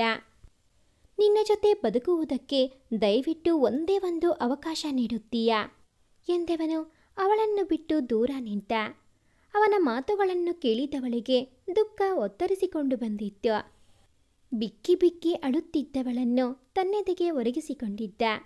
ಅವಳನ್ನು ಸಮಾಧಾನ ಮಾಡಿ ಮಂಚದ ಮೇಲೆ ಕೂರಿಸಿ ತಾನು ಕೆಳಗೆ ಕೂತು ಅವಳ ಕೈ ಹಿಡಿದು, ಮುದ್ದು, ನೀನು ಹೀಗೆ ನೊಂದು ಹತ್ತರೆ ನಮ್ಮ ಪಾಪು ಕೂಡ ಬೇಸರ ಮಾಡಿಕೊಳ್ಳುತ್ತದೆ. ಗರ್ಭಿಣಿಯರು ಯಾವುದೇ ಚಿಂತೆ ಇಲ್ಲದೆ ನಗುನಗುತ್ತಾ ಇದ್ದರೆ ಹುಟ್ಟುವ ಮಗು ಚೆನ್ನಾಗಿರುತ್ತದೆಯಂತೆ ಎಂದವನು ಅವಳೊಳಲಲ್ಲಿ ಬೆಳೆಯುತ್ತಿರುವ ತನ್ನ ಕುಡಿಗೆ ಬೆಚ್ಚನೆಯ ಮುತ್ತೊಂದನ್ನು ನೀಡಿದ್ದ. ಇದೆಲ್ಲ ನಿನಗೆ ಹೇಗೆ ತಿಳಿಯಿತು ಎಂಬ ಭಾವದಿಂದ ಅವನನ್ನೇ ನೋಡುತ್ತಿರುವವಳಿಗೆ ಉತ್ತರ ನೀಡಿದ್ದ ಅವನು. ಈಗ ಕೆಲವು ದಿನಗಳಿಂದ ರಾತ್ರಿ ಮಲಗಿದ ತಕ್ಷಣ ನಿದ್ರೆ ಬಂದರೂ ನೀನು ನನ್ನ ಜೊತೆ ಕುಳಿತು ಮಾತನಾಡುವಾಗ ಎಚ್ಚರಾಗಿ ಹೋಗುತ್ತಿತ್ತು. ನಿನ್ನ ಮನದ ಭಾವನೆಗಳನ್ನೆಲ್ಲ ನನ್ನ ಬಳಿ ಹೇಳಿಕೊಳ್ಳುತ್ತಿದ್ದೆ. ಅದೆಲ್ಲದರ ಜೊತೆಗೆ ನಮ್ಮ ನಡುವಿನ ಸರಸ, ಸಂತೋಷದ ಕ್ಷಣಗಳ ಬಗ್ಗೆ ನೀ ಹೇಳುವಾಗ ನನಗೆ ತುಂಬ ಗೊಂದಲವಾಗುತ್ತಿತ್ತು. ನೀನು ಸುಳ್ಳು ಹೇಳುತ್ತಿಲ್ಲ ಎಂಬುದು ನಿನ್ನ ಮಾತುಗಳಿಂದಲೇ ತಿಳಿಯುತ್ತಿತ್ತು. ಅದೆಲ್ಲ ನಡೆದಿದ್ದು ಹೌದಾದರೆ ನನಗ್ಯಾಕೆ ಯಾವುದೂ ನೆನಪಾಗುತ್ತಿಲ್ಲ ಎಂಬುದು ಅರ್ಥವಾಗುತ್ತಿರಲಿಲ್ಲ. ನಿನ್ನನ್ನು ಕೇಳುವುದಾದರೆ ಏನೆಂದು ಕೇಳುವುದು ಎಂಬುದು ತಿಳಿಯಲಿಲ್ಲ. ಸತ್ಯ ತಿಳಿಯುವ ಬೇರೆ ಮಾರ್ಗ ಕಾಣಲಿಲ್ಲ. ಆದರೆ ನೀ ಹೇಳುವಾಗ ತುಂಬ ಸಂತಸವಾಗುತ್ತಿತ್ತು. ನನಗೆ ನೆನಪಿರದ ಆ ದಿನಗಳನ್ನು ನಿನ್ನ ಮಾತುಗಳಲ್ಲಿ ಜೀವಿಸಿದ್ದೆ ನಾನು. ಆದರೆ ನಿನ್ನೆ ಜಗನ್ ಕಳುಹಿಸಿದ ವಿಡಿಯೋ ಜೊತೆಗೆ ಗಮ್ಯ ಖುದ್ದು ಕರೆ ಮಾಡಿ ತನ್ನ ತಪ್ಪಿಗೆ ಕ್ಷಮೆ ಯಾಚಿಸಿದಳು. ಅದೇ ಯೋಚನೆಯಲ್ಲಿ ಮನೆಗೆ ಬಂದವನಿಗೆ ನಿದ್ರೆ ಹತ್ತಿರಲಿಲ್ಲ. ನನಗೆ ನಿದ್ದೆ ಬಂದಿದೆ ಎಂದು ತಿಳಿದು ರಾತ್ರಿ ನೀನಾಡಿದ ಮಾತುಗಳನ್ನೆಲ್ಲ ಕೇಳಿಸಿಕೊಂಡಿದ್ದೆ ನಾನು. ಕೆಲವು ದಿನಗಳಿಂದ ಮನದಲ್ಲಿ ಒಯ್ದಾಡುತ್ತಿದ್ದ ಭಾವನೆಗಳಿಗೆ ನಿನ್ನೆ ಸ್ಪಷ್ಟತೆ ಸಿಕ್ಕಿತು. ನಾನು ಕೂಡ ತುಂಬ ಮೊದಲಿನಿಂದಲೇ ನಿನ್ನನ್ನು ಪ್ರೀತಿಸುತ್ತಿದ್ದೆ ಎಂಬುವುದು ಅರಿವಾಯಿತು. ಇನ್ನು ನಿನ್ನನ್ನು ಬಿಟ್ಟುಕೊಡುವ ಮಾತೇ ಇಲ್ಲ. ಇಷ್ಟು ದಿನ ಮೂರ್ಖತನ ಮಾಡಿ ಕಳೆದುಕೊಂಡ ಸಂತೋಷದ ದಿನಗಳನ್ನು ಮತ್ತೆ ಜೀವಿಸಬೇಕು. ಅದಕ್ಕೊಂದು ಅವಕಾಶ ನೀಡುವೆಯಾ? ಸಂಜು, ಹೇಮಂತ್ನನ್ನು ನಾನು ತಿರಸ್ಕರಿಸಿದೆ ಎಂಬ ಒಂದೇ ಕಾರಣ ಇಟ್ಟುಕೊಂಡು ಗಮ್ಯ ಹೀಗೆ ಮಾಡುತ್ತಾಳೆ ಎಂದು ನಾನಂದುಕೊಂಡಿರಲಿಲ್ಲ. ಅದಲ್ಲದೆ ಹೇಮಂತ್ ಅವಳ ಅಣ್ಣ ಎನ್ನುವ ವಿಷಯ ನಿನ್ನೆಯೇ ನನಗೆ ತಿಳಿದಿದ್ದು. ಏನೇ ಆಗಲಿ, ಅವಳು ಮಾಡಿದ್ದ ಕಿತಾಪತಿಯಿಂದಾಗಿ ನೀವು ನನ್ನ ಜೀವನದಲ್ಲಿ ಬಂದಿರಿ. ದ್ವೇಷದ ಹೆಸರಿನಲ್ಲಾದರೂ ನನ್ನನ್ನು ಮದುವೆಯಾದಿರಲ್ಲ. ಇಲ್ಲವಾದಲ್ಲಿ ನಿಮ್ಮ ಹೆಂಡತಿಯಾಗುವ ಭಾಗ್ಯ ನನಗೆಲ್ಲಿ ಸಿಗುತ್ತಿತ್ತು? ಇದಕ್ಕಾಗಿಯಾದರೂ ಅವಳಿಗೊಂದು ಧನ್ಯವಾದ ಹೇಳಲೇಬೇಕು ಎಂದು ನಕ್ಕಳು ಅನ್ವಿಕಾ. ಹಾಗಾದರೆ ನನ್ನನ್ನು ಕ್ಷಮಿಸಿದ್ದೀಯಾ ಹನಿ? ನನ್ನನ್ನು ಒಪ್ಪಿಕೊಳ್ಳುತ್ತೀಯಾ? ಸಂಜು, ಪ್ರತಿ ಕ್ಷಣ ನಿಮ್ಮ ಪ್ರೀತಿ ಸಿಗಲಿ ಎಂದು ಹಂಬಲಿಸಿದವಳು ನಾನು. ಈಗ ನೀವೇ ಇಷ್ಟೊಂದು ಪ್ರೀತಿಯನ್ನು ಮುಗಿದು ಕೊಡುತ್ತಿರುವಾಗ ಬೇಡ ಎನ್ನುವುದಕ್ಕೆ ನಾನು ಅಷ್ಟೊಂದು ಮೂರ್ಖಳೆ ಎಂದು ಮುದ್ದಾಗಿ ಕೇಳಿದವಳನ್ನು ಬರಸೆಳೆದು ಅಪ್ಪಿಕೊಂಡಿದ್ದ ಸಂಜಯ್. ಅನ್ವಿಕಾಳ ಪ್ರೀತಿಯ ಕರೆ ಕೇಳಿ ಅವಳ ಹೃದಯದ ರಸ ಕಡೆಗೂ ಅವಳ ಪ್ರೀತಿಯ ಅರಮನೆಗೆ ಸಾಗಿ ಬಂದಿದ್ದ. ಅನ್ವಿಕಾ ಹಚ್ಚಿದ ಪ್ರೀತಿಯ ಹಣತೆ ಸಂಜಯ್ನ ಪ್ರೀತಿಯನ್ನು ಪಡೆದುಕೊಂಡು ಪ್ರಕಾಶಮಾನವಾಗಿ ಹುರಿಯುತ್ತಿತ್ತು.